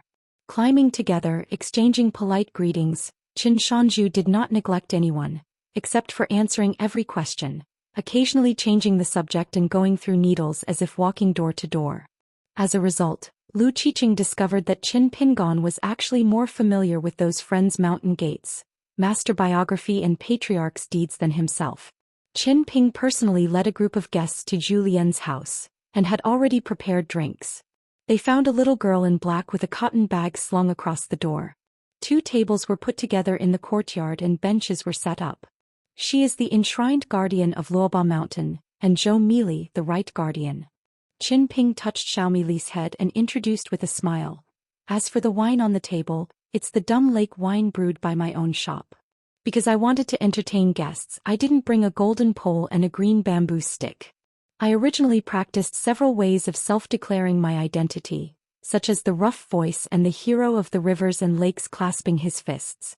Xiaomi Li still had stage fright but said softly, I have seen all the immortal masters. Except for Lu Qiqing who knew Zhou Mili's true identity, the rest of the immortal masters from Biezhou were in a hurry to return the gift, and for fear of breaking the etiquette, they honored that little girl as Zhou Mili. As for the wine on the table, I have heard of it. How could I not have heard of it? This is the famous Dumb Lake wine of the Great Wall of Sword Qi. The flattered people carefully picked up the wine bowls, took a sip of the wine, tasted it attentively, and after tasted again. Needless to say, it must live up to its reputation. Xiaomi Li scratched her face, feeling a little embarrassed, but sitting next to the good Shanju, she was always not afraid of anything. Just now, when they saw that unrecognizable Zhou Gongfeng who sat down so naturally, everyone was shocked again. As expected of the protector of Luopa Mountain, he was able to sit on the same stool as Qin Yingguan. Could it be that it started in Yupujing? In the Haoran sect, of course, the mountain protection offerings are not comparable to ordinary offerings, and indeed have a detached status, but in this kind of public occasion, they are on an equal footing with the master of a sect. Xiaomi Li gently tugged on the sleeve of the good man Shanju. Qin Ping shook his head with a smile, indicating that he didn't need it. This group of people is not familiar with them, they are just friends of Lu Qiqing, so it is not possible for Xiaomi Li to treat guests like this. Xiaomi Li raised her head, frowned and scratched her face. Okay? Qin Pingon smiled and had no choice but to nod his head. When it comes to hospitality, you are the most competent. Xiaomi Li then grinned and began to distribute melon seeds to everyone. It is probably also a kind of practice to make some meaningless words interesting. Lu Qiqing sighed unceasingly. How could he have imagined that such a simple boy who looked like a gourd in those days has become so humane and sophisticated? I have to admit that my years of cultivating Taoism have really been practiced on dogs. After all, Qin Pingon didn't have so much free time to waste here. Fortunately, without Lu Qiqing's asking, someone took the initiative to ask if he could take a stroll around Luopa Mountain. A boy in Xingyi was poking his head over the gate. At first he saw that there didn't seem to be any old gods from passerby collection in the courtyard. He just listened to the chatter inside and was horrified to find that the lord of the Lu Pavilion of Baidi City was hiding. Qin Lingjun ran away in a blink of an eye. Well, Lu Daochun is in this booklet, but in fact his ranking is relatively high. It stands to reason that Pavilion Master Lu is the Jade Roar realm, so he shouldn't be honored. But the problem is that this person is the direct disciple of the Dragon Slayer, so Yupu realm shouldn't be treated as a fairyland? But anyone who has anything to do with Qin Qinglu, not to mention direct disciples, even disciples and grandchildren, Qin Lingjun will hide away when they meet each other. Of course Lu Qiqing saw the sneaky boy in Xingyi. Although he was acting weird, he didn't take it seriously. But if Pavilion Master Lu knows the truth, only a part of it is needed. For example, the boy in Xingyi once called his senior brother a nephew, and the senior brother didn't say anything. It is estimated that Lu Qiqing's Dao heart is about to crumble. Lu Qiqing stayed alone and gave the bag of money. In fact, Qin Pingon was waiting for this. Because Xiago mentioned this thing before, saying that he couldn't see through what was inside. The blindfold that even Xiago can't see through must have come from Jing Zhezhong's handwriting. After entering the wing room, Qin Pingon opened the money bag face to face. It was not the expected gold and fine copper coins, but the copper coins circulating in the market, the most common kind of mountain coins with good or bad quality and good or bad materials. They are the copper coins minted in the first year of the founding of some dynasties in the history of Haoran, and the rain coins in the last year of the dynasty. The beginning and the end are like the end. Lu Qiqing looked at the pile of rusty old copper coins, and the confident pavilion master Lu was so embarrassed that he wanted to dig a hole in the ground. Lu Qiqing subconsciously clarified the facts. Master Qin Shan, it was indeed given to me by senior brother. I didn't even open it once. I only gave it away because of the importance of the gift. It's absolutely true. If there is a lie, I will send it to Liuli Pavilion. Move out of Baidi City. This is more sincere than any vicious oath made by Lu Qiqing. Qin Pingon nodded and said, Mr. Jing must have given it to you and then deliberately asked you to pass it on to me. There is nothing to doubt. Lu Qiqing heaved a sigh of relief and asked curiously, what is the purpose of this move, brother? Qin Pingon said, have you ever heard an old saying that all good and filial piety come first, and all evil and adultery come first? Lu Qiqing became more and more puzzled. Of course he had heard of it, but what does it have to do with the senior brother asking me, a little junior brother, to donate copper coins? Qin Ping smiled and said, first. Lu Qiqing is still confused. First? But what does it have to do with goodness, evilness, filial piety and prostitution? Qin Ping twisted his wrist, took out the dry tobacco rod, skillfully put in some tobacco that Zhou Xian had sun-dried himself and explained with a smile. Everything has an end. There is a first and there is a later. It is similar to Go. The minted copper coins in the first year of the founding of each dynasty accounted for half of the share. Mr. Jing reminded me that I should not forget my origin in life. It is due to the inconspicuous dealing with people and things. And the money in the last years of the dynasty is to beat me again, so that I will not get carried away. The chess game finally survived from the middle game to the final stage, and I lost the whole game in one careless move.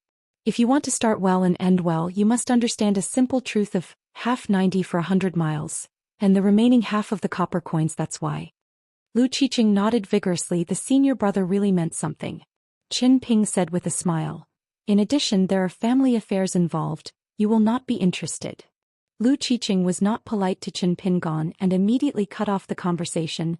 I'm interested. Why aren't you interested? Qin Pingon hesitated for a moment and said in his heart, the old master of the Daoist temple in the East China Sea once reminded me with a falling leaf that in fact the old site of the blessed land Jingkou is still there, and it can be connected with the mirage city of the Daquan dynasty. Lu Qiqing didn't speak anymore. It really was something he wasn't interested in. Qin Pingon had other ideas. Pei Qian once said that when she was by the well, she saw the old Taoist reach out and grab a big sun from the sky. Pei Qian, the little heightened back then, was a little money fan and named himself Qian. Lu Qiqing wanted to say something homely, but seeing Qin Pingan's eyes narrowed and thought, he had no choice but to hold his temper and sit where he was. Going up the mountain to collect herbs, there was an occasional heavy rain and the water level of the stream soared. This is how the Taoist Wu Di and the female ghost said, I learned how to climb mountains when I was young. That is a breathing technique that has not been recorded in any way. If you say it is superficial, and if you say it is brilliant, it is also brilliant. Confucianism pays attention to food and sex. People only need to know how to control themselves. Taoism has the method of heart fasting for purifying the heart and abstinence. And Buddhism also has the method of sleeping with a knife for keeping precepts. The two religions have many methods and clear rules and precepts. After all, they work the word heart. Just can't get around the of men and women. The house is scorching hot and the is like fire. How to tame this heart, this passion, this desire is of course a big pass. Before, Qin Pingon had half-talked with Zhou Xian saying that he had referred to Buddhist theories, but he couldn't get it right because Qin Pingon had long since discovered that he seemed to be in a kind of mysterious relationship with men and women.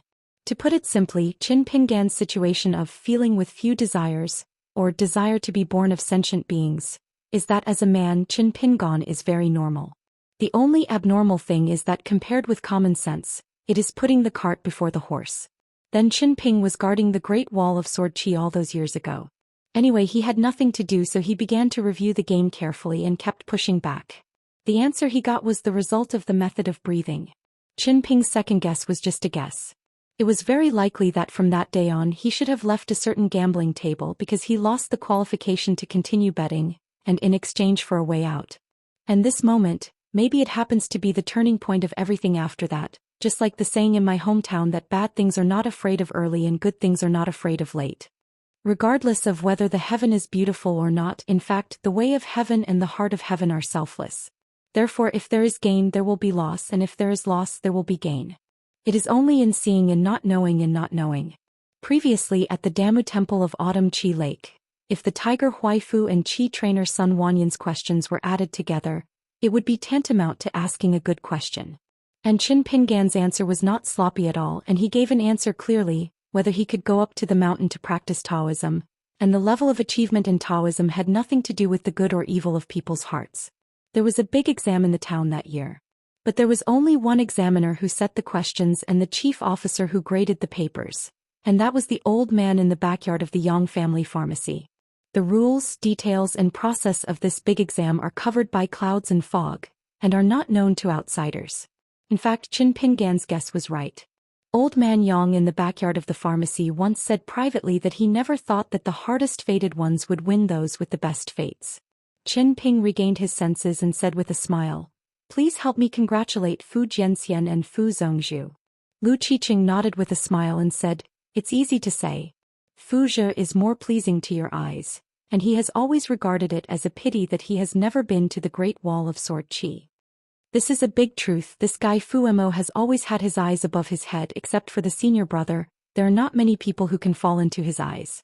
Fu Mo sees himself as a senior uncle, and he is only a senior uncle, and he is the same as that little Gukin." Lu Qiqing didn't have any grievances about this. After all, he was a direct disciple of his senior brother, so he was not arrogant, which made him feel disappointed as a senior uncle, and everything is fine now.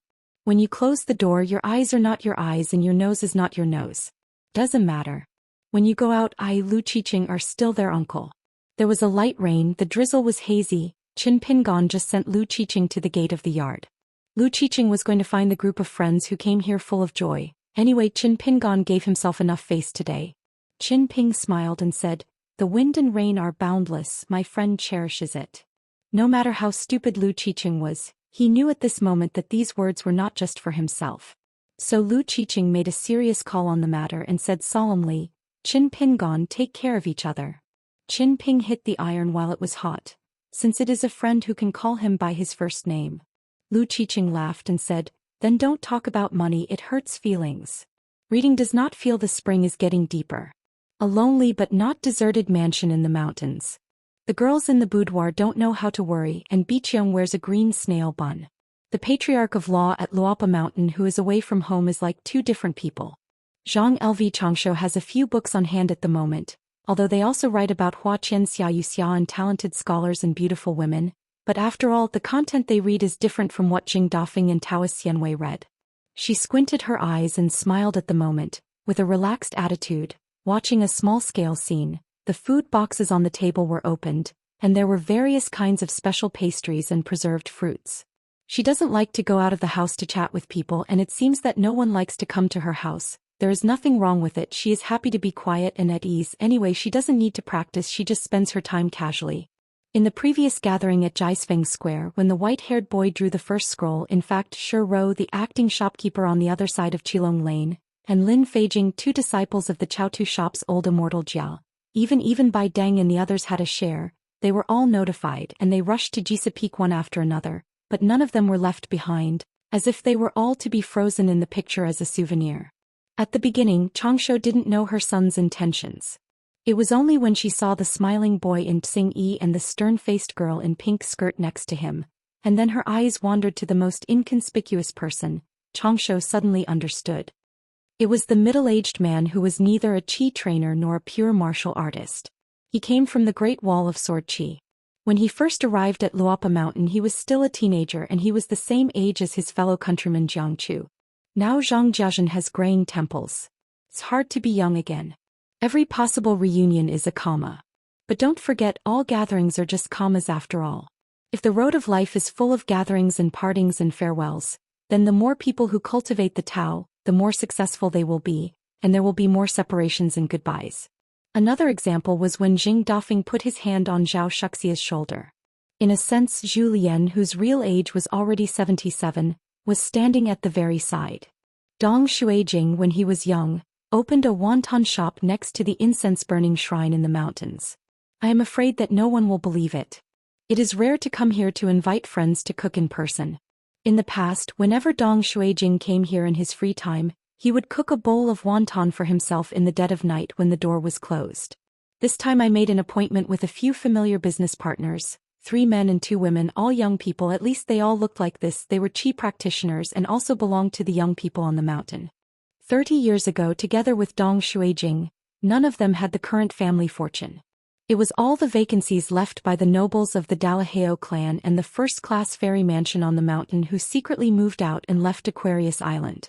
The young people on the table, or the families behind them, took the opportunity to fill the vacancies.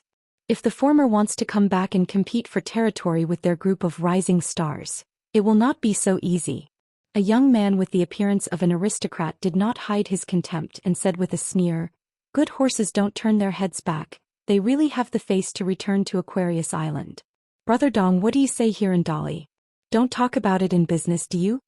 Dong Xuejing said, "I won't tell anyone, at least for the time being." A woman stretched out her hand and gently waved the hot air above the mouth of the bowl. "I heard that they have found their footholds in the southern countries." "Bargain?" The man sitting on the bench with her was chewing on wontons and said vaguely, "It's nothing strange to run away when things are not going well and come back when there is a profit. Even if the Dali Song family loses half of the country, even if there is no new appointment, the national teacher is not something these can break their wrists. If I were the new national teacher of Dali, the first thing I would do after taking office would be to expel them all from Aquarius continent." Someone immediately dismantled the stage. "You are going to be the teacher of the Great Li Kingdom." The man rolled his eyes and said, "Qin Shan is not even the master, but I am the ass." "Brother Dong, have another bowl. Do you have coriander?" "I don't want coriander. I really can't stand the smell." "Dong Banqing, race a bottle of old vinegar. If you don't instigate a few sips, you'll feel bad all over." Speaking of it, it's because the position of Dali Guosher is always vacant, and the mountains in the southern countries are up and down, so they dare to jump like this. By the way, I heard that there is an endless stream of pilgrims seeking marriage in the Tiefu Jiangshui temple. Brother Dong, is it really so spiritual? It is said that it is like the temple buried in the river in Tonggishao. Pilgrims go there to pray for more success. There are 2 friends who made a special trip to the Daquan dynasty, which is very helpful. Dong Xuejing returned from the kitchen with a bowl, added coriander and put a bottle of mature vinegar on the table. It's time to take over as the water god who knows what the priesthood is. Lin Shi looked like an outsider instead. It is already in the Jade Pu realm, and once served as the Chidu Temple Zhu of the Great Li dynasty. The state city of Chuzhou is lined with rows of streets and lights like daylight. It is known as the bustling and prosperous Jabanshao. There is a mountain temple in this mountain, and the incense is flourishing, and the incense of thousands of wells and hundreds of sacrifices is full of incense. Worship from all directions is longing, all respectful.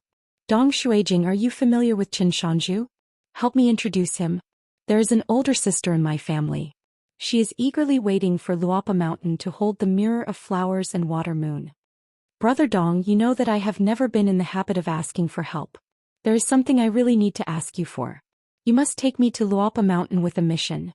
My senior sister lost my heart is crazy. I heard that I came to the Dali dynasty and I had to pass through Chuzhou to meet friends, so I insisted on asking that young hermit official for calligraphy, and I brought the landscape travel notes about his love affairs when he was young. When Dong Xuejing heard this, he said angrily, "I advise you not to tell Qin Pingon about this matter." Lin Shi smiled knowingly. Indeed, it's not obvious that he came to the door to find a fight. The mountain wind blows, the 100 orifices are cool, and a bowl of wontons makes the heart hot. A young man drank the wine, knocked on the bowl with chopsticks and sang in a hoarse voice, "When the strong man is haggard, the mountains and rivers are broken and the wind is blowing." In the past there were all rich guests. A woman reached out and patted the tabletop and sang with it, "Don't you see that when the hero is down and down, the horse is as thin as a stick selling a treasured sword, and now he is full of pride. Don't you see that the beauty is tired of dressing, her hair is as white as snow and she hates the bronze mirror, and she regrets not marrying the #1 scholar and becomes a merchant's wife. Don't you see that the old general's iron armor is clattering like a dragon, unless the spring dream comes back to the juvenile cluster, I would like to exchange my fame for my youth." Zhou Xian couldn't stay there and soon returned to Luapa Mountain. Once in the mountain, she went to the old chef's place for supper. Brought back some wine table conversation material. The members who were qualified to attend a meeting at the Dhamma temple in Chiochi Lake. which was hailed as the summit of the world, went back to their homes afterward, and no one dared to reveal any inside information. But in addition to obeying the rules and not hurting the elegants, there were a few more harmless sayings, which were widely circulated in the Jianghu, and they became popular all at once. Young hero, please draw your sword. On the mountain you fight with immortals, and those with high morals can add another sentence afterwards. It will be more offending. A swordsman confronts a swordsman. Chao and I is an honor to be defeated. A certain person wakes up after sleeping and becomes the person who respects the etiquette of the world. Julian Jing Dafeng Jiang Shangzhen. The three old bachelors gathered together to chat, and Qin Pingon would not go in even if he reached the door. Qin Lingjun was thinking about when to visit the blessed land of lotus root, so he felt that he had to have a good relationship with Zhou Xian, so he came here to toast Zhou number 1. Jiang Shangzhen and Zhou Xian, the world's number 1 martial artist in the blessed land, hit it off very well. Especially Zhou Qian's 2 heartfelt words really touched Chief Shou's heart. Emotional injuries are difficult to heal and book addiction cannot be cured. What does it mean to suffer through life? It means not knowing when the gallbladder is broken. After supper, Xing Dafeng lazily lay on the rattan chair of the old cook. Julian and Jiang Shangzhen sat on the bamboo chairs, and Qin Lingjun took a bench and sat between them.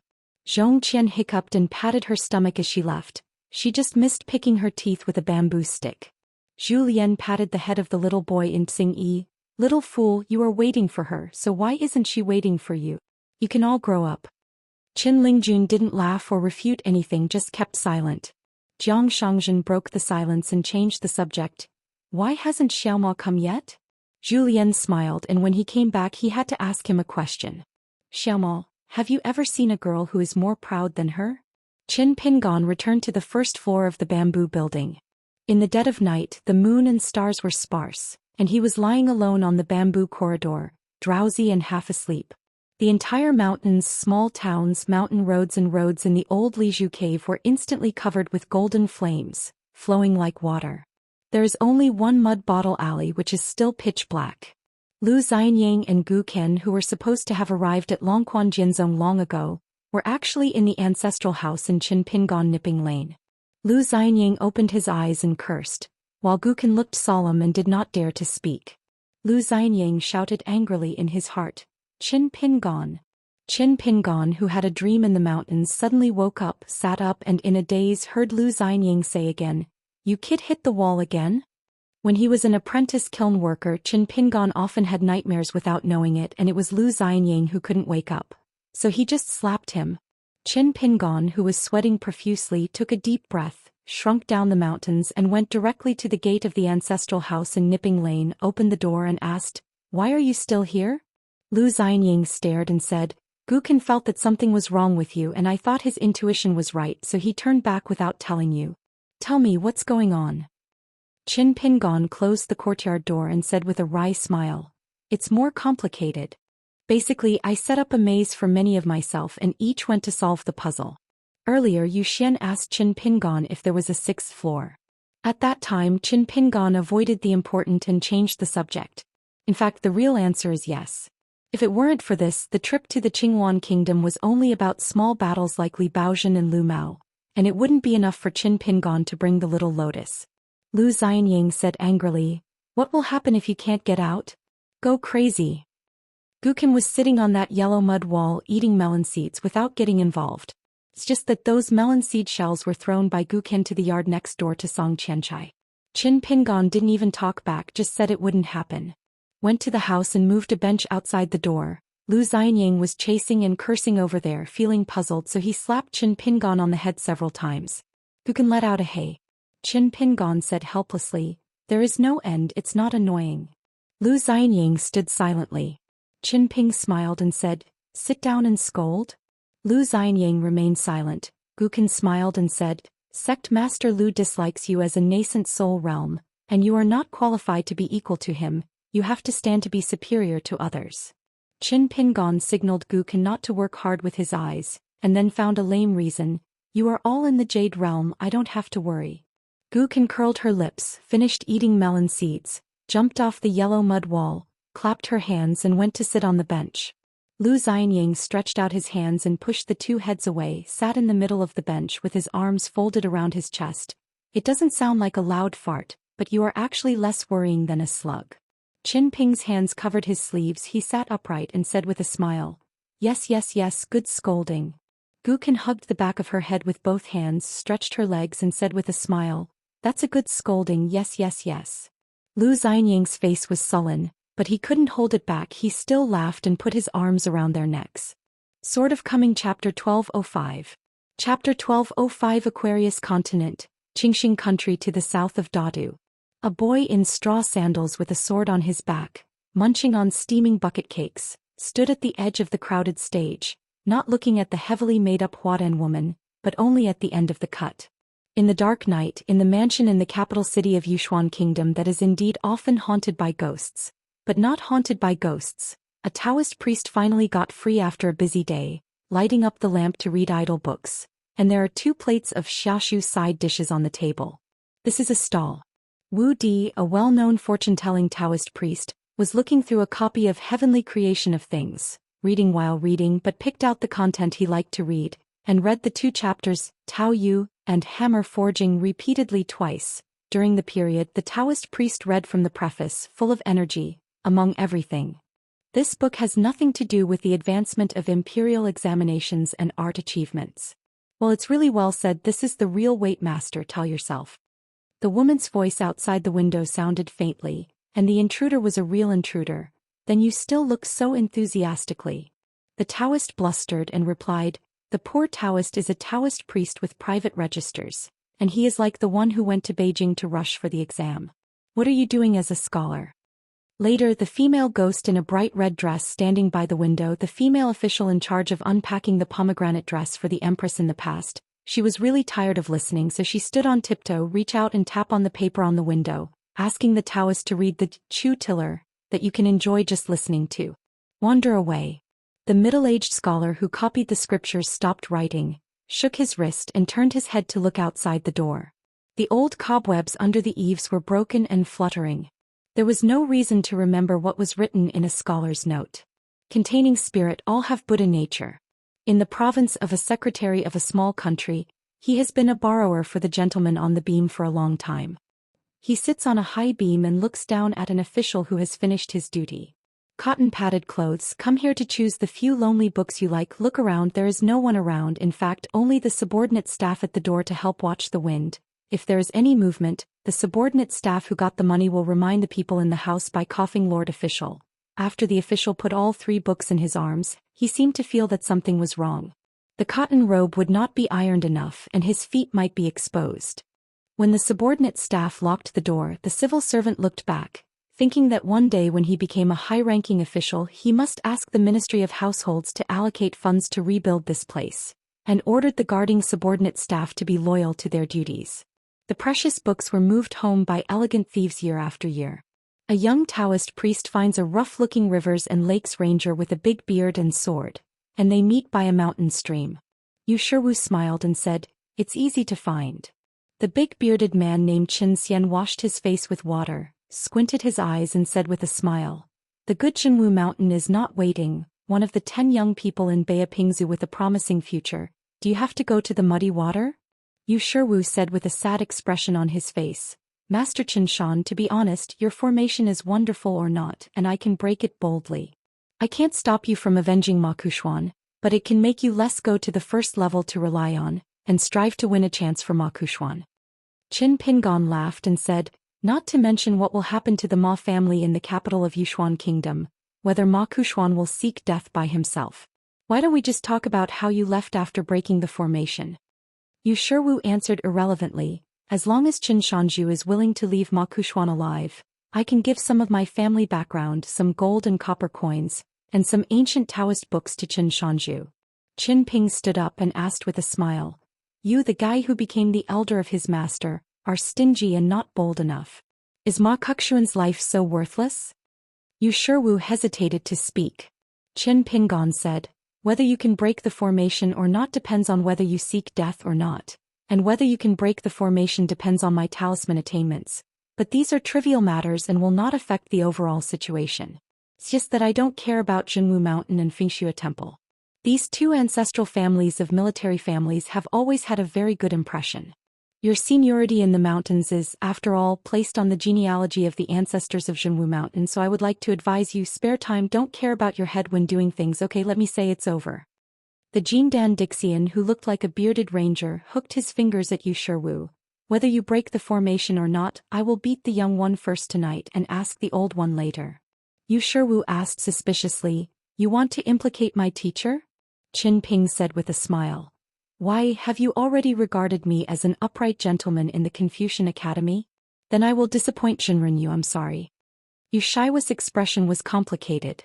After confirming that Qin Pingon did not have the slightest bluff, he sighed heavily and made the best second. Can I persuade Ma Kushuan one last time? Qin Pingon nodded with a smile and said, there's nothing wrong with this. It's hard for A to persuade you to find a dead ghost. Just go to the capital of Yushuan Kingdom and talk about the ugly words first and persuade you to return. If you dare to reveal my methods, this account will also be recorded on top of you and your teacher. Yu Shiwu called the head of the Daoist gate, thanking the master Qin Shan. The figure of the Daoist priest disappeared out of thin air. Lotus Root blessed land as the talisman avatar of the Daoist, went to Dai Mountain near the Qiwacheng Mountain Temple, and secretly engraved on the cliff, Dai leaf and high knots are born from the end of the hair. Then find Huang Mian, the young emperor of Songlai Kingdom, and tell him the answer in his heart, just 2 words, middle. At the source of a water vein in the territory governed by the water song Jian, he squatted down and gently put a green bead into the gurgling stream. The orb hovered in the distance and only slowly rotated. In the end he returned to the Dhamma temple of Chuchi Lake, moved a chair over by himself and sat in the same place where the last meeting was held, thinking about the problem whether it was Wujiang Yuan Huang, or the one who seemed to have taken the liberty to sacrifice a fairy rope nuns. In the world of Qingming, the view of Xuandu Bai also appeared in Taolin but failed to find Wang's son, so he had to find Yanzhua. In fact, he didn't ask anything, Yanzhua only said that he and Wang's son sent the old temple master to the door. The old temple master only said 2 farewell words. Fatty Yen, don't forget to practice your sword while stealing peach juice to make wine and making bookmarks from peach leaves. Senior sister, help me to take a look at the peach blossoms next spring. The Dachao sect, who is already a ghost Su Jun who has completed the ascension state, rereads a book on the desk. The same person reads the same book at different times and in different moods, such as reading a new book. Just talking about the article Su Wugui written by Yujing who taught Lu Qin, in which there was a sentence time is the emperor, which shocked Su Wan's heart and he couldn't calm down for a long time. In the Qingshan dynasty, Fu Xuanjie, a female swordsman with high hopes from the imperial court, sat on the futon under the porch, and beside her were 2 Taoist priests and sword immortals who couldn't be taller. The old temple master asked in his heart, Xiaomao, do you know why I want you to stay here as long as possible? Xiao Mo nodded and said, so that I can take advantage of the situation to fill in a certain kendo. The old temple master squinted his eyes and said, you don't want to? I'm ready. Even if Bai Yi returns to Xuandu Temple at this moment, I can let Bai Yujing stay there until the sword questioning is over. Fu Xuanjie felt a great pressure, almost suffocated, his breathing was difficult like a fish on the shore. What, your friend turned against you? Xiaomo nodded and said, not happy. The old Guanju was furious and said sternly, fellow Daoist, you should think clearly. This is very likely your only chance to become a pure sword cultivator in the 14th realm in this life. Xiaomo asked back, so what? Fu Zuanji's scalp was numb. Although she couldn't hear the heartfelt words of the 2 seniors, in this fight between the gods, if either party sneezed casually, it might make her body disappear and her soul fly away. The old temple master sneered and said, fellow Daoist, you are not like you anymore. I have stayed with Qin Pingon for a long time. The good ones don't learn from the bad ones and only learn the benevolence of women. The old temple master waved his hand, and the mist filled the air, creating a picture scroll of mountains and rivers. It was a gathering place for refugees in the blessed land of lotus roots. There was a young man who was a tortoise in that brothel. He described it as wretched, bowing his head to the guests. See, this guy has been hiding here for many years. He comes from the barbaric Chongguang lineage, but he is a genius of the talisman. Duke can be cured, but he has tampered with all the latest editions of books in recent years. How can the disciples of the Jiang family stationed here be on guard? Skin debris. This guy has his own secret technique to blame Qin Pingan, and hundreds of thousands of refugees are waiting for the Luapa Mountain, starving for thousands of miles, and the people are dying. All the causes and effects will fall on him alone. It's not possible even if Qin Pingan was cautious enough. Before the millions of refugees returned to their hometown in Tonghishao, they failed to catch the clues of Qin Pingan. This guy can also take a step back and pass these causes and effects on to a female nun who traveled far away in the Fox country. In the end, at least half of it has to be counted on Zhou Xian. Wilderness Zhou Xian is recognized as the most unprovocative one in the 60 army tents, just because Zhou Xian once owned 5 sword fairy embryos, and they competed with each other for their backers and backgrounds. One was stronger than the other. Tan is the disciple of the great demon Yangji. Zhou Xia is Lu Cha's only disciple. Lu Bai is Wen Hai Zhouma's direct disciple. Yu Si is called a son by concubine Fei. And Li Jin is the close disciple of Tuo Yushen's patriarch who belongs to Fei Ran, who is temporarily added to the account. He is Qie Yun's only junior and later the co-lord of the wild. And this young monster monk hiding in the blessed land of lotus roots was born in a seemingly inconspicuous Guiyu tent with even less remarkable overall combat achievements. But it is a place where heretics and weird and evil spirits gather together. A total of 60 military tents have been set up in the wild world, led by the Jiazi tent. Over there are either thrones or old monks in the Ascension realm. For those who landed on Tonghishao, concubine Fei was in charge of the Guihai tent, and Yuan Shou, the patriarch who moved the mountain, was in charge of the Jiao tent. Ji Wei Zhang is the ruler of the Sword Immortal, who is in charge of the overall situation. I heard that she has given credit to one of the 10 young people in the world. It's just that she didn't do anything serious from the beginning to the end.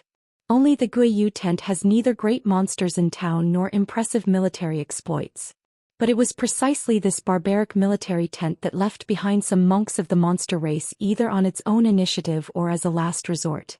And the most critical nails have not been pulled out by Tonghishao so far. Xiao Mo asked suspiciously, "You mean, are you using this to threaten me to stay in Qingming Tianxia?" The old temple master smiled and asked, "Why not?" Xiao Mo glanced at the blessed place and said calmly, "Death. It's none of my business. This kind of karma is separated by several layers. If one layer comes, I will cut off one layer with a sword." The old temple master stroked his beard and said, "If you say 1,000 words in 10,000, you trust Qin Pingan's methods so much?" Xiao Mo nodded. The old temple master squinted his eyes silently, his expression indifferent. Xiao Mo was indifferent. The old temple master smiled suddenly and took out a rolled-up copybook from his sleeve. "As expected of a fellow Taoist, if it's done, I won't keep you close. Daoist Sun has something to ask you and me. It doesn't matter if you open it or not, trust me. You understand his intentions. Why don't you guess? What 4 words are written behind the words, 'I invite fellow Taoists'?" Xiao Mo didn't bother to guess and opened the copybook directly. After inviting fellow Taoists, there were indeed 4 words, "Higher and farther." Central part of Tongya Island. In a cave on a secluded mountain top.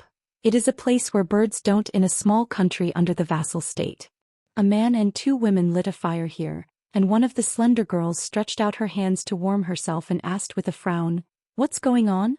All of a sudden, the man who was bleeding from his 7 orifices and his face was covered in blood cursed viciously, "The problem is that I don't even know what's going on." A precious and abnormal substitute talisman was hit for no reason, and the talisman shattered on the spot. And for some reason, Dao Xian has been fluctuating recently. If he said that he was worried about and held grudges by that young hermit, of course he was prepared for it. He did these things to disgust the other party. But for some reason he sensed 2 unusual moods one after another. The first one like a raging river rushing towards his face with big waves. But his intuition told him that as long as he is lucky he can't avoid it, just avoid the edge temporarily.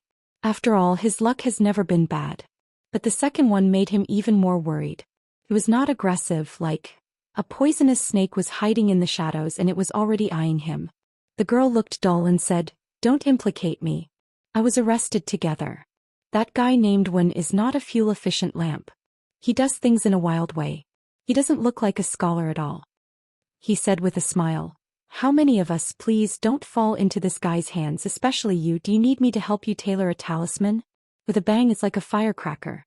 You can be a sword cultivator in the immortal realm, and if you are lucky, you can get Wen Shanzhong to be buried with you, and you can be a good companion on the road to Huangquan, which is not a loss. The girl continued to slowly cut through the palm of her hand with the blade, washed the knife with blood and looked up at him. Provocation again, don't blame me for having a sword fight with you. At that time, Zizuji Observation Platform, a scenic spot and historical site of Yuanju sect in Tongyi's Hao, was here. I met my senior brother Qin who came later and Jiashen's Hang Yusi. Concubine Jing called the young swordsman young master, and a slender woman with hollow eyes and dull eyes, who looked weak and wore a short knife on her waist. According to Che Yun, the girl's nickname is Do Ko. She is such a girl who walks in the rivers and lakes at the foot of the Haoran Mountain, and is likely to be molested by the prodigal son, but she is the chief culprit in the destruction of Yezigang and Yuanju faction. She ended up dead without a whole body, minced into meat, so at the viewing platform of the Yuanju faction, even Che Yun, an old throne demon with a treacherous personality, called her little aunt and grandma, begging her not to kill indiscriminately. Of course it's not that Che Yun is soft-hearted, but the face of those female chi practitioners is something he likes and collects. The girl promised to just cut off the girl's head and leave it to senior Che Yun. As for those male monks, let Che Yun leave it alone. Although she wears a sword, she has always used it to kill people and her methods are extremely cruel and ruthless, but she is a sword cultivator who hides her identity. It's a pity that Fijian's natal supernatural powers can't cover fear. Otherwise she would have already reached the fifth realm, and might even be expected to be among the immortals. The graceful young woman at the side hurriedly smoothed things over and said, "Stop arguing, the three of us are now going to die without anyone, so why be angry?" Just talking about this she couldn't help complaining. "I regret it at the beginning, I regret it, I should learn from that young hermit official and accept it when he sees it. Tingyang, I blame you." The man smiled. "I can't stand greed, it's because my Dao heart is not strong enough and blaming others is even more detrimental to my Dao heart. So useless, how can I get into the upper five realms? For many wild monster monks, Dao names and so on are all vain things. Anyway, you can take whatever you like and no one cares, so it becomes not rare." The female cultivator's name is Xianxia, and she comes from the Shuashuang department of Guanghan City. Guanghan City is one of the three sects of the great demon Feifei. The woman complained to herself and said, "Oh, I used to think about warming Mr. Yes' bed with my sister." Elder sister Insu, who works in the wicker department, has followed concubine Fei back to the wild world. Her luck is very good. Maybe she will be the lord of Guanghan City in a few years. However, Yangzi's wife and aunt were stopped by Lu Qi, who had returned to Haoran at sea, and then arrested and imprisoned by the Confucian temple. She still took pleasure in others' misfortune. The girl sneered and said, "It's strange that Yusi takes a fancy to these two trash who didn't even enter by Jiangxian." Xianzhao lamented unceasingly and said, "What's the meaning of the nest?" She reached out to collect a ball of flames, put it into her mouth and chewed it carefully. There was a creaking sound. There was a long silence. She was very sad and asked a question. "Aren't we looking for death by provoking that young hermit?" The girl said calmly, "Then be more careful, it's just disgusting and disgusting to him. Don't look at him. Once we meet him face to face, 10 lives are not enough for him to kill him." Xianzhao nodded vigorously. Under the Great Wall of Sword Qi, how did Li Jin, the proud disciple of Patriarch Tuo Yueshan, die? And the sword cultivators who applied for the account in Jiao later set up an ambush to kill Qin Pingon alone, and the wild world knows the result. It seemed that even Firen made a move at that time. Go-Risk Scholar is really rich in the city and he is more insidious than that kind of guy who has a bad stomach. The man said with a smile. "Wealth and honor are in danger. As long as the few of us can return to our hometown alive, there will be a lot of wealth waiting for us to receive the reward." The girl remained silent and put the blood-drinking dagger back into its sheath. It is a correct choice to take risks and stay in Tongya Island. In a land of one continent, the mountains and rivers are broken, and the resentment is overwhelming. But not long ago, for some reason, the weather changed, which caused her to sit back and enjoy the road of sword refining, and the effect was greatly reduced. This made her enter the Jade Realm within 10 years, from a foregone conclusion to it really can't. She glanced at the two guys who had fought side by side all these years. The man sneered, "Can you kill me? Is Gao Yijing amazing?" He raised his chin again. "It seems that she is not easy to kill. For example, Xinzhao once said to Yusi face to face, I'm tired of killing, which is not an invitation for credit. If you don't have any real skills, you can't live today. Searching mountains from one continent is no joke. Especially those monks from other continents who have evil intentions spare no effort. Xianxia asked curiously, Qingyang, who is your preacher? The man said with a smile, heroes of poor people don't ask where they come from, heroes of Kusano don't need backing. The girl said, I have always wondered how that young hermit could do the lettering. I can't even imagine what he will be like 100 or hundreds of years later. Just when Xianxia was full of smiles and wanted to tease her, just before she said a word and she hadn't said it was safe, the man made a lightning move, grabbed her head and pressed it against the wall. The girl didn't even look at it, she just nodded and said, it deserves it. Savage World. A pair of senior sisters and younger brothers were walking on the deserted night road.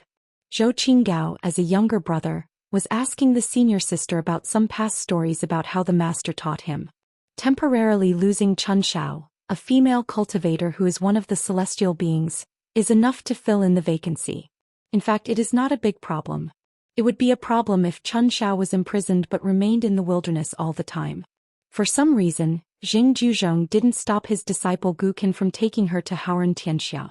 And behind them, not far or near, followed a handsome middle-aged sword cultivator with a gentle smile.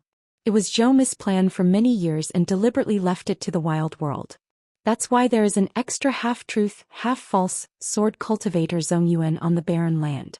Zhong Yuan, Dong Sangying, one before and one behind, were the most promising sword cultivators on the Great Wall of Sword Qi to follow the boss sword Immortal to enter the 14th realm. For thousands of years, the sword immortals who died in the battle of the Great Wall of Sword Qi followed one by one, but the ancestor who can be often mentioned by later generations of sword cultivators, Zhong Yuan, is the first. Lu Bai subconsciously lowered his head and rubbed his hands and said slowly, Mr. took us here back then. If I remember correctly, we will come across a village if we walk more than a dozen miles. Zhou Xian asked, is there a way? Lu Bai shook his head. Without knowledge, it is a very common scenery. But the few of us were pleasantly surprised when we noticed the gentleman who deliberately put away his realm and cultivation base. I heard from the big brother Shouchen that at that time, the gentleman's face, the joy I feel may be even more joyful than the Shui Yunwen, with a total of more than 60,000 characters that Mr. created for the wild world back then. Once Haoran Jiaxing, later Wild and Thorough, is regarded as the sea of learning in the world, the Tuyue Mountain in learning. Collect disciples widely, teach without discrimination. Moreover, Zhou Mi carefully cultivated every disciple, and only said that every young disciple who is a sword cultivator without exception will be among the later Tuyue Mountain 100 Sword Immortal Seeds. Jiashan Zhongclogs, the closed disciple, is the only exception. The big demon on the throne, Bai Ying, once asked Zhou Mi who was on the second throne, but at that time Bai Ying didn't know who she was. So Bai Ying didn't know that the question and answer between him and Zhou Mi was actually a question and answer. Mr. Zhou wants to be the master of culture and education in our world? Not enough. Lu Bai looked up at the sky.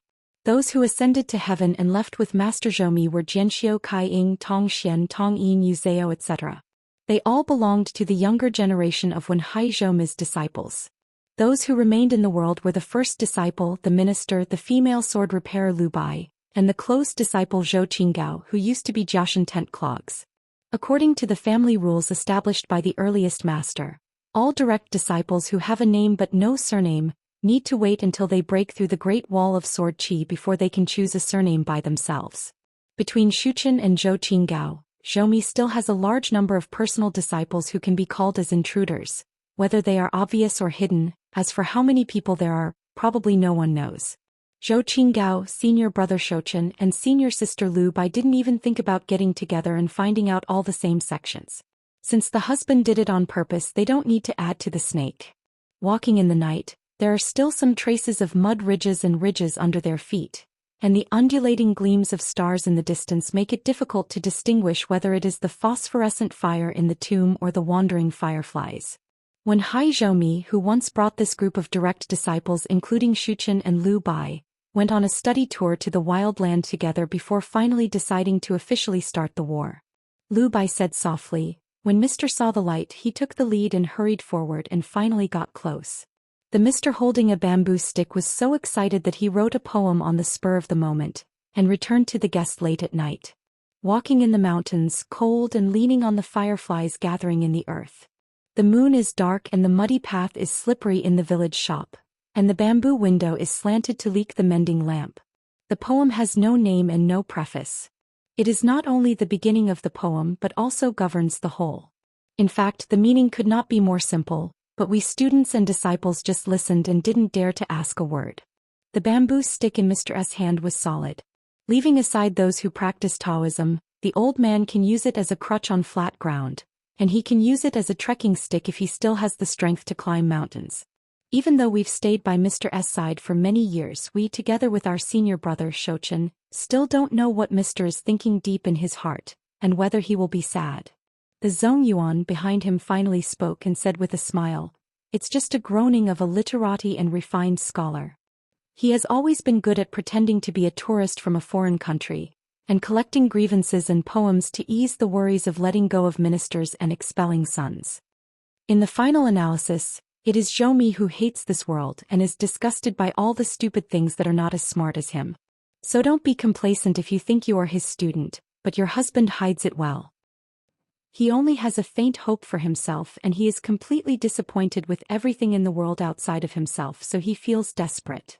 Zhou Mi wants to change the human world by himself. The first test is how to successfully ascend to the sky.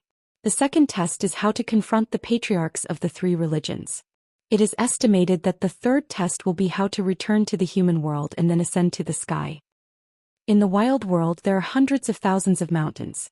On the way there, Xiago deliberately stood on the bow of the ferry, opened his mouth wide and barked because of an old blind man pulling the ferry. The fox charm Wei Taizhen, who was already very close to Miss Xie, made up her mind to keep a distance from Xiago. When passing by the Yulongzong, Xiago just gave a vague report, claiming to be the second enshrined of Luopa Mountain, and his own mountain master will come here as a guest soon. All fairies remember to prepare the fairy wine. Wow! Xiago was squatting on the cliffside of the highest mountain, with her hands in her sleeves and her head bowed. Behind her were a few dilapidated thatched huts. The old blind man was miserable. He had no land and didn't know how to enjoy it. After all, Wei Taizhen doesn't know the wilderness, she just thinks that the mountains are stretching here and the weather is great. The old blind man stood beside the girl in the ermine hat and asked, "Why are you wandering around grandly?" Xiago said, "Men and women are in love together, you are a layman, you don't even understand a fart, let me tell you a hammer." The old blind man said, "Isn't it just wishful thinking?" Xiago snorted, "It's just nonsense to pretend to understand." The skinny old blind man with sunken cheeks twitched the corners of his mouth. Xiago shifted his gaze slightly, looked at the dry toes inside the pair of straw sandals, retracted his gaze and sighed, "Gee, what on earth are you thinking?" deliberately tossing such a scrawny virtue, thinking back to the past, saying, "To be honest, if you only talk about appearance, Chin Ching Du and the others are not worthy of carrying your shoes. Well, there is someone now who is better than you in appearance and demeanor back then." The old blind man smiled and said, "Oh? Then it's a pity not to sell your ass." Xiago screamed loudly, raised his head and stared and said, "Old blind man, I warn you, don't tell a big yellow girl about these things." How many heroes in ancient times were misunderstood by the word love? Behind the back of the old blind man's hands, he rarely sighed. Now even the sword cultivator by Jing is no exception. Xiago asked with his heart, "I really don't have a chance, how about meeting Zhou Mi face to face for a while?" The old blind man was silent for a moment. People who come out once or twice every 10,000 years are not just met. Xiago asked, "How about that, Zhongyin?" The old blind man said, "Just keep the pure heart of the sword. Humans are no longer human. It is more appropriate to treat him as a sword. Not all of them can be transformed into human beings with the 4 immortal swords. It is somewhat similar." Xiago stretched out a palm and shook it. "Shitzi, don't be in a daze, bring some drinks to treat the guests." The old blind man smiled, stretched out a withered arm with little flesh and blood, and was about to untie the rope in his crotch. "No alcohol, no urine?" Xiago cursed the 3-character scripture and said in a bad mood, "It's okay, I'm afraid of you. It's great to have a high realm. Just wait, next time you ask the sword if you don't level tens of thousands of mountains, I will take your surname." The old blind man sneered and said, "Just because you want to enter the 14th realm? If you can succeed in Beijing, I'll chop off this thing in the crotch and make it for you to drink." Xiego stood up without the slightest casual look and said solemnly, "What do you say? If you are only half a step away from crossing the threshold, why can't you enter the 14th realm?" The old blind man said, "People who cultivate the Tao, whoever is not stealing the way of heaven, someone who steals, lacks the means and lacks the heart will become the ascension state, and there will be robbers. The heart is bold and it is called the 14th state." Xiego frowned and said, "Just talking nonsense, these nonsense, my mother figured it out 10,000 years ago. Can you tell me something serious?" The old blind man said, "Then it is not difficult to borrow and repay, which is the meaning of the title of the 14th realm monk. You are one of the top 10 people with the best qualifications I have ever seen. A Taoist priest of the same level, it is precisely because of this first-class talent to pay off debts that Zongyuan's life and death are all in the Great Wall of Sword Qi, and Bai has not become a pure sword cultivator. Man Huang got involved and then Bai Zhe drove him to sleep again. If Bai Zhe hadn't done this, you would have died long ago. That's not right, it won't be too early. You will meet Zhou, you know he has been there for so many years, come on. Travel all over the wilderness. Besides planning, I have been looking for the best pair of swords in the world. No one is looking for you, so whether Bai Zhe expected it or did it unintentionally, the result is that Bai Zhe is saving you." Xiego wondered, "Is this related to my inability to take a step now?" The old blind man sighed, "That's why it's not good for a Taoist priest to have too much aptitude and to reach the summit too smoothly. They all have to repay their debts. Bai Jing's debt repayment is just half a step above." Xiego asked, "Where's Xiaomo?" For a pair of Taoist couples who have only cultivated for thousands of years to achieve the true fruit, and the fateful mandarin ducks who have been sleeping together, one of them must be a pure sword cultivator in the 14th realm. It's written in a certain ghost novel in Luzhou Beiju. It's been written for 100 years and it's been 1,000 years of writing. She and Xiaomo have been together for more than 10,000 years. The old blind man choked for a while, probably because he was disgusted by this woman. His throat moved slightly, he spit thick phlegm on the ground and then walked away with his hands behind his back. The good student made a hot pot in the house and the old blind man stepped over the threshold and asked casually, "Do you want some dog meat for the bottom of the pot?" As long as the disciple nods his head, he will capture that Nin Taoist who seems to be very majestic in Haoran Tianxiao from Tongyi's Hao. Li Huai shuddered and cursed, "It's the stove, I lost my appetite all of a sudden." The old blind man changed his words and said, "What other wild game do you want to eat?" Li Huai said, "No need, I have all the ingredients ready, there are more than a dozen of them, try something new, it's enough to eat." God knows if most of the masters will grab the heads of the monsters and come over to cut up the meat for fun. The old blind man nodded, sat on the bench, picked up his chopsticks and poked the table. "Let's go." Li Huai shouted towards the door, "Miss Xia, let's start a team, let's have hot pot together?" Xiego just sat on the edge of the cliff with his back to the thatched hut, stretched out his hand and waved, motioning for you to eat your food. Mrs. Wei chewed slowly and found that her son and the old man were squatting on the bench. Li Huai asked vaguely, "Old blind man, Qin Pingon said that he is now in the nascent soul realm. Isn't it terrible that you cultivators have fallen?" The old blind man said, "Generally speaking, a fall is not terrible. For example, it is nothing to fall to the ascension realm 2 times in a row, and it is nothing if the nascent soul falls all the way to the Dongfu. Relatively speaking, it is more terrible for Yupu to fall to the nascent soul, but for that kid it's nothing, maybe his ascension process was terrible." The old blind man once saw with his own eyes that young man who was neither human nor ghost, who was idle all day long at the head of the city and had nothing to do. He formed golden pills there and broke them for fun. Mrs. Wei became more and more confused the more she listened. Li Huai said bluntly, "Just tell me if and when Qin Pingon can return to the upper 5 realms." The old blind man chewed a piece of meat in a copper pot, nodded and said, "It's delicious." Li Huai saw that he couldn't ask anything, so he had to pick up a piece of meat for the old blind man. The old blind man said from his heart, "Li Huai, back then in your hometown you actually had a chance, and you had a great chance to stay until the end. As for Ma Kushuan, Lu Xianying, Gukin and Song Jisun, they all but relatively eye-catching, in fact the advantage has not been too great, after all they have never really approached the height of half a one, but those few mediocre people who seem to be obsolete now, such as the Lu family who almost killed Lu Xianying my son, I was the second to see that sissy man in the mountains, and there are a few lowly maids and servants in Fulu Street and Taoya Lane, they all had a lot of opportunities back then. Don't forget the 2 eyeballs that were gouged out by the old blind man himself. Li Huai smiled and said casually, "The road I walked and then looking back on the road are all good things. If this is the case, what is there to be dissatisfied with? I think it's good now, let me walk it again. I will have to work hard to walk long distances, for fear of taking a wrong step. Well, you are worthy of being my first and last disciples. It's just different from someone. That guy, after about thousands of years, finally reached a high level. Feeling unwilling, he changed his ways and spent all his time thinking about it. He didn't hesitate to go through the long river of time hundreds of times, but he still couldn't win by one mud legs in Mud Bottle Lane. There were about 30 other times he beat Chin Ping gone to death early, but he still couldn't win against other people, not to mention there were more cases he was still beaten by that cautious Mud Bottle Alley. The teenager was beaten to death with a backhand. The reason why he knew these inside stories was not because the old blind man was in the 14th realm. It had something to do with it, but it didn't have much to do with it. There used to be a wild cat squatting on the bench in the backyard of the pharmacy. Because of old man Yang's extrajudicial grace in its eyes, it could see a courtyard like a big incense burner. The courtyard censer of Sisui Gui Tang is filled with densely clustered burning incense. The old blind man nodded and said, "Good apprentice.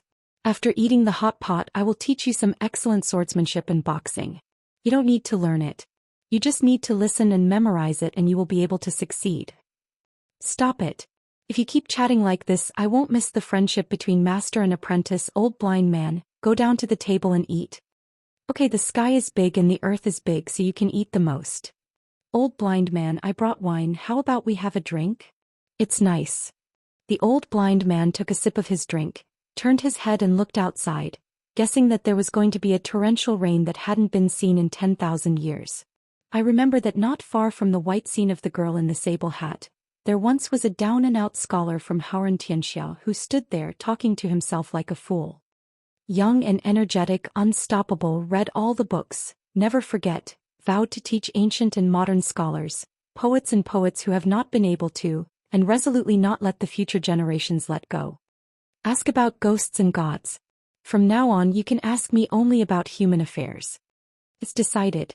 If you are thoughtful and careful you can call it Zhou Mi." Going back to the market passages, Tianmu tattoo traces Xianxiang Sunfall. The Confucian temple has built 3 more ferry crossings for immortals, holding candles, walking horses and land veins. Relatively speaking, the 3 ferries are located in the northernmost part of the wilderness near the ruins of the Jianqi Great Wall, and the 4 passages connecting the 2 worlds of Hauran and wilderness are located in the hinterland of the wilderness further south. Among them, in Xinxiang, there are talismans Yushuan Pei Bei, the national teacher of the Duduan dynasty, Hulong Daoist and Baishang of Patafeng stationed here. Baishang returned to Beiju Luzhou because of the need for retreat. In addition, Yu Xian of Hedao Xinghe needs to sit outside the sky, so this place has successively added a wave of top-notch combat power, including Fengxue Temple Sword Immortal Wei Jin. Those who are not well known, there is also Wang Wu, an unknown Taoist priest with the Taoist name Xingxing, who is no different from Chao Rong, the heavenly king of Beipingzu, and Su Xia, the sword fairy of Jinjiazu. They were all born after the war. The real swordsmanship in Taoism horrified the world. Just say that the young sword fairy Su Xia has a nickname Su Jun, which is no different from adding the suffix Z to his surname. And Wei Jin got a sword manual presented by the elder sword fairy himself, and the person who compiled this book was Zhong Yuan. But even so, it was the first time in many years that Wei Jin returned to the city and inherited Zongyuan's 4-sword intents. It was the sword Wei that was clearly recorded in the book but made Wei Jin puzzled. In a temporary simple thatched hut, sword immortal Fu Jin, who is Xing Zhezhong's major disciple, came here in person and invited Wei Jin to be the chief worshipper of the Xiazong of his White Emperor city. Of course, Wei Jin clearly rejected the matter. Although it was expected, Fu Jin still felt a little regretful, lifted the white bowl, took a sip of the wine and drank it down with his head raised. Not long ago he persuaded Wu Shu, a martial artist at the end of Tongyi's Hao, to be the chief guest secretary. Fu Mo has obsessive-compulsive disorder and plans to gather qi practitioners from hundreds of schools in one sect at the same time. Wei Jin smiled and said, "Drink as long as you drink. Don't drop the bowl, it's a white porcelain bowl that I made with great difficulty." Fu Mo laughed and said, "I have to find the candidate sword repairer." Wei Jin asked, "Is that the sword fairy Su Jun?" Fu Mo nodded and said, "Because you and I, as well as Su Xia, are very young, not just young. Wei Jin smiled and said, "It's understandable." Fu Mo asked a very strange question. "Wei Jin, if you have a list of imaginary enemies in your mind, which ones are you least willing to fight against?" Wei Jin shook his head and said helplessly, "No such thing." Fu Mo still refused to let go and said, "Talk about it, let's serve the food and drink." Wei Jin said, "Tell me first. I only have master in my heart, and I dare not be an enemy even if I kill myself." Fu Mo raised the wine bowl, swallowed in one gulp and said, "Change one by one, now it's your turn." Wei Jin felt dejected and drank a bowl of wine. Fu Jin laughed angrily, "She doesn't count. It's really weird, are you Wei Jin really so infatuated? Not even willing to cut off the red rope that he knew belonged to someone else?" Wei Jin was silent. Fu Mo poured a bowl full of wine, so he had to say the name of another person and drank the wine in one gulp, Warrior Chao Ci. Wei Jin nodded, "Me too." Fu Mo knocked on the table with an empty bowl. "Please Wei Jianxian, show a little sincerity." Wei Jin pointed to the north. Fu Mo smiled and said, "Wei De Jiangxian, are you playing charades with me?" Wei Jin shook the wine bowl and said in a deep voice, "Qin Pingon, who left the summer palace on the Great Wall of Sword Qi and is not on Luopa Mountain." Fu Tan was a little surprised, thought for a moment, got up and said, "This trip is worthwhile. Up and down the mountain, the water and the sky, the dream and the dream, the host and the guest. True and false, virtual and real, if there are no coordinates in all directions throughout the ages, I am in it, how to establish it?" Qin Pingon somewhat understood the mentality of Lu Qin and Jing Juzhong. To be precise, it was a personal experience, not an outsider's sympathy for each other. "So I said to Lu Qiqing, the wind and rain are boundless, my friend cherishes them, not only to the two former fellow Taoists but also to Qin Pingon himself." Gukin asked, "What's going on? People who practice Taoism rarely have dreams." Qin Pingon said, "Just now on the mountain I wanted to take a rest in a bamboo building, but I had a strange dream." Lu Xianying said with a smile, "What kind of dream? What a weird way, talk about it." If it was really the situation where the ghost hit the wall, it would be easy to talk about. Lu Xianying, who is good at dream interpretation, can go to Qin Pingan's dream to have a look. Qin Ping thought about it carefully, rubbed the center of his brows and said softly, "I'm in a daze, I can't remember the beginning of the dream, in fact it's intermittent and occasionally I know I'm dreaming but it's like a ghost pressing a bed, just can't wake up, come on, even the intention to wake up is not strong." During the period I used several methods to suppress the nightmare by myself, but it was not very effective, but there were no sequelae. I woke up with a start when I heard your shout. I believe the dream will last for a long time. The first dream scene I can still remember now is that when I was a child I finished playing outside and came back home in the twilight seeing my parents, but it's not the ancestral house in Nipping Lane. I can't say which alley it is. Then I found a key on the ground that seemed to be lost by me. Neighborhood, the pattern of the entire town has changed. Now that I think about it, those conversations and pictures are all fallacies and confusions that are very different from the truth. I had a meal at the home of an amiable old man in a nearby street. Gukin was also at the same table with me. As soon as I went out I walked through a few alleys. In a certain alley it rained heavily. The building is tall and somehow it is in Taoya Lane because I can see the peach blossoms on the street through the window, and then I sit in a wheelchair. I couldn't turn my head, didn't see him, but I knew he was tall, and then I tried to escape and the house changed again, which was naturally unreasonable because a patio appeared, but I didn't think deeply in the dream. I jumped down from the patio. It's like falling off a cliff. When I got downstairs I found a house in all directions. No matter which direction you look at it, it looks exactly the same. When you look up and look at it horizontally, up and down and in all directions, they all form the same house pattern. So there is no way out. Then I dreamed of you, Lu Xianying, dreamed that we were firing porcelain together at the mouth of the kiln, saw that sissy sitting under the lamp and cutting red paper. He handed me the scissors. I vaguely knew that I was already in my 20s at the time, so I asked him where the grave was, and he actually answered saying that it was buried on the top of the hill closest to the town, and thanked me for visiting him several times. Afterwards things got even more chaotic. Lu Xianying asked, "During this period did you dream of Mr. Qi and Miss Ning?" Qin Pingon shook his head, "Not from beginning to end." Lu Xianying nodded, "That's right, deep down in your heart, although they are very important, they still don't belong to the role of keys, and they are not the key to interpreting dreams, just because in your opinion the relationship between you and them reunion is the kind of dream come true that I couldn't even imagine when I was young, but it's not reliable." Fortunately, at least I can be sure that you are really dreaming, not being plotted by someone. Lu Xianying slowly said, in the dark, whether you know it yourself or don't know it, you are trying to disassemble and digest your entire life and piece together a new story, so this dream is just a dream as the dream maker in the dream weaved by oneself. This is the ancient and weird of this strange dream. The past is the past, as if walking a new journey of life again. It is strange. At this moment, Gukan suddenly asked, how can you be sure that you are not still in a dream? Qin Ping nodded and said, yes. I must still be dreaming, otherwise why would I come to see you? Even if you are so close to the truth, it's a pity that I'm still dreaming. When Qin Pingon uttered these words, Lu Xianying's face changed into that of Qin Pingon, and so did Gukan's. After that, there were visions again. Lu Xianying, who looked like a boy, turned into a corpse lying in Nipping Lane. He had just been beaten to death, so he was alive and covered in blood. Gukan next to him became what he looked like when he was in Shujian Lake. It was also a dead body, but it was shriveled and old. Just a bench. What Lu Xianying, who appeared in Nipping Lane, would say, and what thoughts Lu Xianying would have after meeting Qin Pingon, were all foreshadowing and anticipation of Qin Pingon. It's like Gukan deliberately throwing the melon seed shell into Song Jisun's yard. Isn't it a detail in the story written by Qin Pingon? At the top of the half of the Great Wall of Sword Qi, Zhou once said that the reason why I can keep hope is because I have never really experienced despair. I don't believe it. If you don't believe it, you have to prove it. If there is any possibility, you have to take precautions. Therefore, in this dream, Qin Pingon used a total of 80 long and short dreams, which are both infinitely closer to the truth and fanciful.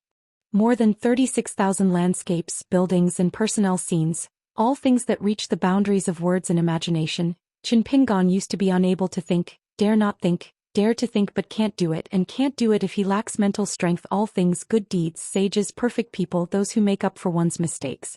Evil, hypocritical, absurd, corrupt, tyrannical, insidious. Doodle.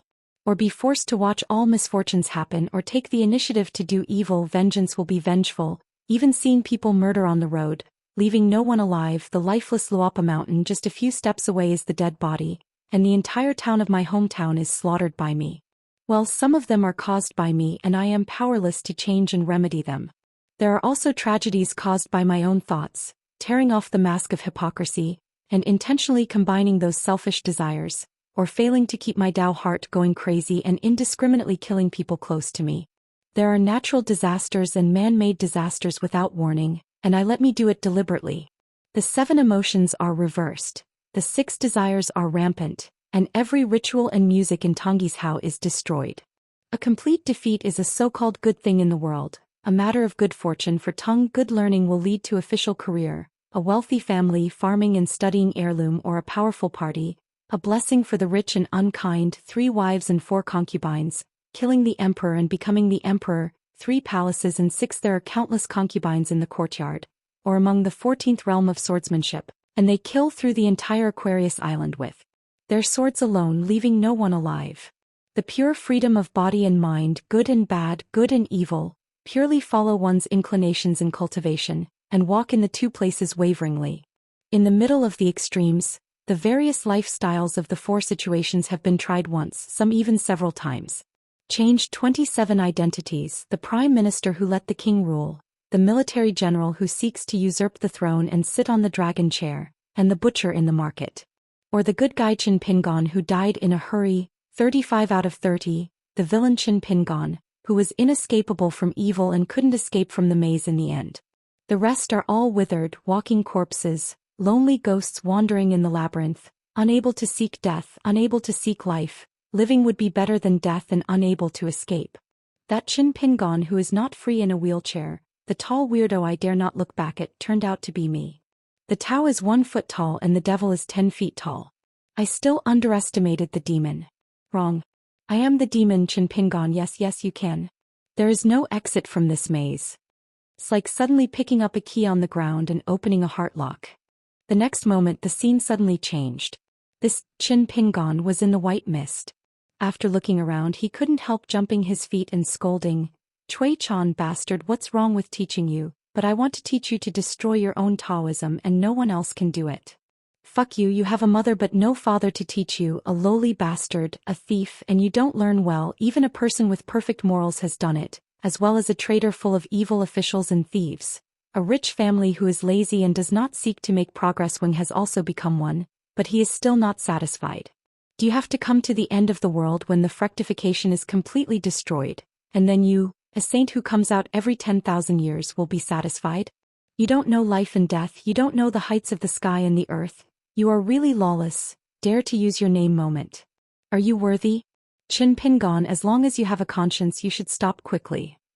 Please let me out or you will kill me and finish it all, please. It is useless to abuse endlessly without pain or itching. If it is interesting, but if it is not meaningful, it is meaningless. After all, he is not a real alien demon. Its inner demon is like the pile of broken porcelain in the old porcelain mountain, which is a discarded and defective product. Just because it is still mixed with a trace of humanity. There are also a few Dao friends, who share the same illness and pity each other. One is the warrior of the 11 realms that Qin Pingon figured out. I am about to ask the ancestral family of the boxing fighter. The established exit of the maze is that this person wants to completely disperse the world's spiritual energy with human martial arts, and personally create a brand new world without Qi practitioners. A Qi trainer who is mainly based on sword cultivation and supplemented by the knowledge of 100 schools of thought walks 2 avenues and finally enters the 14th realm. Qin Pingon, a Qi trainer, ran amok with great freedom in several worlds where there are no 15 realms of cultivation. Just killed the female crown Wuzhou, and used the supernatural power of the dove to occupy the magpie's nest, and succeeded in the ancient casting method. The exit path of this maze is to enter the 15th realm, ascend to the sky, destroy Zhou, smash the ancient ruins of heaven and rearrange the human world. There is also an old man who is neither a Qi practitioner nor a martial artist. He guards an acre of land. He has studied and served as an official. The last one is Zhou, who eats Qin Pingon, and Qin Pingon, who is turned into a guest after Zhou, stays away from the world, staring at all the joys and sorrows in the world from a distance, watching all the familiar relatives, friends and enemies who have grudges one by one. Died of old age, just guarding the ruins of the ancient heaven alone, just like the head of the Great Wall of Sword Qi in the past, only this time it lasted for 10,000 years. One of the mental scenes here. The heart demon Qin Pingon was tired of cursing and he sighed heavily. The body of an ordinary master who has no realm, what he sees at this moment, can see the world in all directions at the same time. On the one hand, 3,000 ancient scholars, led by the most sage masters and later 10 Confucian temple philosophers and 72 sages, traveled the world in a mighty way. One side is like a certain Dharma altar in a Buddhist kingdom, with Buddhist dragons and elephants, eminent monks, golden arhats, layer upon layer, gradually rising up, and finally there are 4 majestic bodhisattvas, and the higher Buddha standing upright. On one side is the Daoist patriarch holding Baiyujing in his hands. In the 12th floor of the 5 cities, countless Taoist priests and immortals stand like blue cranes, and hundreds of spiritual officials stand on the blue clouds, surrounding and guarding Baiyujing. On one side was himself, Qin Pingon, with a smile on his face and a tall figure that made it difficult to tell whether it was the real body or the Dharma form.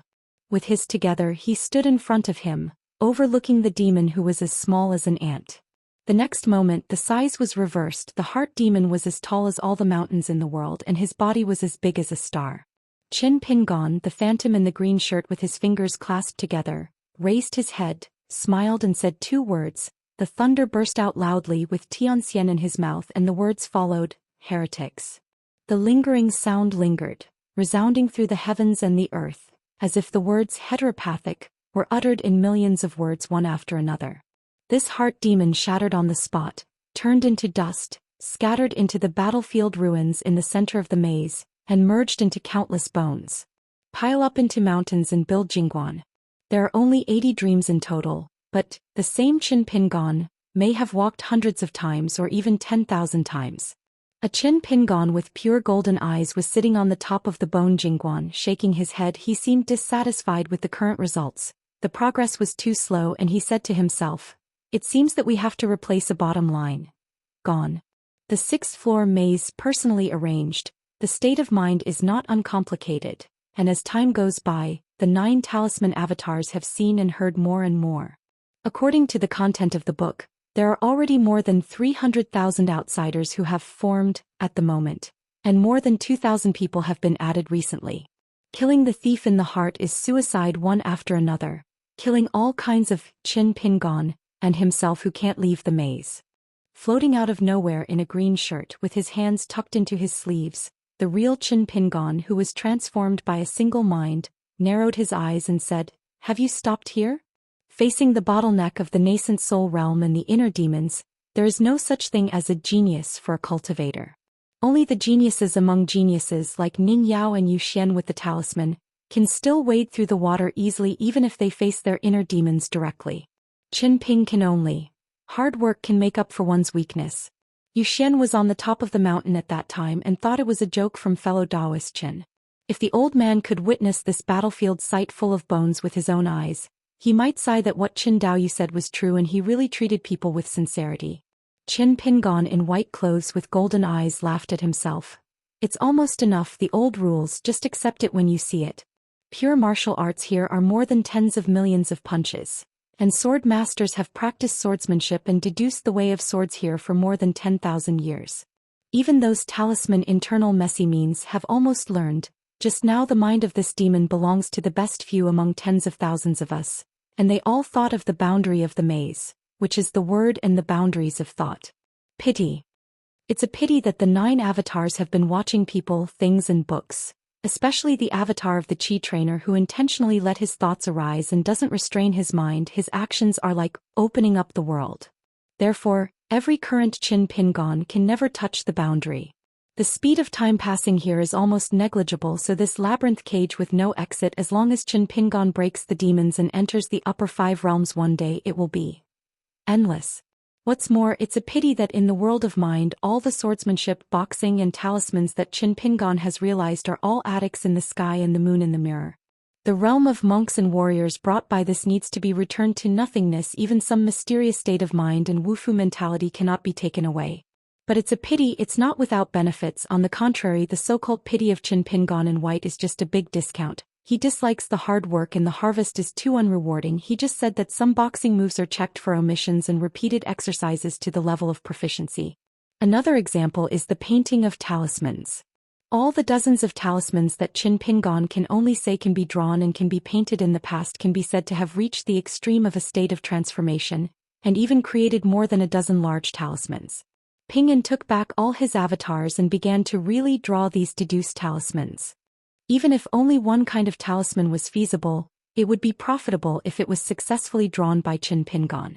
Qin Pingon in Xianxia asked, "Can't you cross the Jade Realm and Immortal Realm in one step?" Qin Pingon in white sneered, "Dreams are naturally possible." There was a long silence. The world was silent. He asked, "Gu can really see that something is wrong with us?" "I can see it, but he has faith in me," he said. "I think we're scary. So outsiders don't know.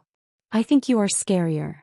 All the things, the past that you do not want to remember repeatedly become forgotten one by one, and become the prison fence that strengthens the I, that confines the divinity. Then don't provoke me, don't expect to separate from each other and then try to turn the customer into the master. As long as you have this thought, we will know exactly what will happen in the end. He smiled and looked towards a place where the last key of the maze was located. The scene was the mud bottle alley in his hometown, a child carrying a basket and a grown-up self. One big and one small walking opposite each other, each went to one end of the alley. On the child's side, the vision outside the alley is dim. It may be that after dusk it will be dark, or it may be dawn. From Qin Ping's side, you can see the scene outside the alley, occasionally lightning and thunder, heavy rain, muddy roads, occasional snowstorms, snow-capped and moonlit nights, or broad daylight. Qin Pingon said, "Then listen to you and accept it when you see it." In the past, countless fire dragons wandered in the territory of the old Lizhu cave. The reason why this phenomenon was explained by Lu Xianyang was that Qin Pingon felt that he should not stop at the Jadeite realm. And those majestic golden fire roads are where Qin Pingon used to go. Relieved, he yawned and said, "Then stop it, you poo? Let's fight for the bottleneck of the Jade Roar realm. If you practice so hard, your Dao heart will be grinded by the heavens." The result is only to break the bottleneck of the Yuaning, which seems a bit unreasonable. Qin Pingon nodded and said, then create a few more selves, including betraying the Great Wall of Sword Qi as the last hidden official, meeting Firen and Zhou Xian and starting a wild story. He said with a bitter face, I have counted the rest. For deceiving the master and destroying the ancestors, do you need to counterattack Howren? So this is a big book. Qin Pingon said, it's good if you are happy. By the way, add one more. Just now my own way of interpreting dreams is quite interesting, then add 7 or 8 more dreams. Remember to reserve a few for him on the ground. That's the key. If you miss it you can figure it out and you have to let him remember it. As for the final maze exit, he thought, the scene. Just set it up like this, butterflies fluttering in the dream, Dao heart is clear and light. As for his, the name is Zhou Xian, dignified. It's too sloppy, Zhou Zhuang? The name seems too common, so let's call it Zhuangzhou. Zhuangzhou cried a lot when he saw Zhuangzi in the body of a butterfly. It's a dream within a dream. He was gearing up, eager to try. This idea is good, it's relatively new and it's feasible. Qin Pingon reminded, the book in the capital of Yushuan Kingdom, if you think about those details again, their ending is placed 700 or 800 years later. It seems that the book is still too short. He rolled his eyes and said, need you to say this? Qin Ping said with a smile, as long as you say you, it proves the need. He hesitated to speak. In fact, Qin Ping said that on purpose. He knew it and Qin Pingon knew that he knew it. Definitely. The answer is all in yourself. When he came he just asked softly, it's better to refine words than to make sentences. Since you are so devout and you can't break the emptiness and nothingness, don't be a monk. Qin Pingon couldn't help laughing. Every word and deed is burning incense in the temple, pointing out that worshipping Buddha in one's heart is worshipping oneself. Why bother to shave your head and escape into Buddhism? The ends of the world and the corners of the earth, the yin and yang of the avenues and the gloom, the most difficult to keep a good dream, broken by the crowing of the rooster. The guest's eyebrows are sharp, his eyes are clear, and his heart is full of emotions, so he knows that reunion is not a human ability. In the Lost Mountains, Qin Pingon in the green shirt opened his eyes. The sky turned pale, the night was over, the sun was about to rise and the sky was shining brightly. The teacher, whose alias is Qin Ji, was already walking on the country road from the residence in the neighboring village to the school, when he suddenly stopped and turned his head. There was nothing behind him, only the way he came from. It was clear that the sky was cloudless, but Qin Pingon was walking on the road with an oil paper umbrella in his hand, looking up from time to time as if waiting for a downpour.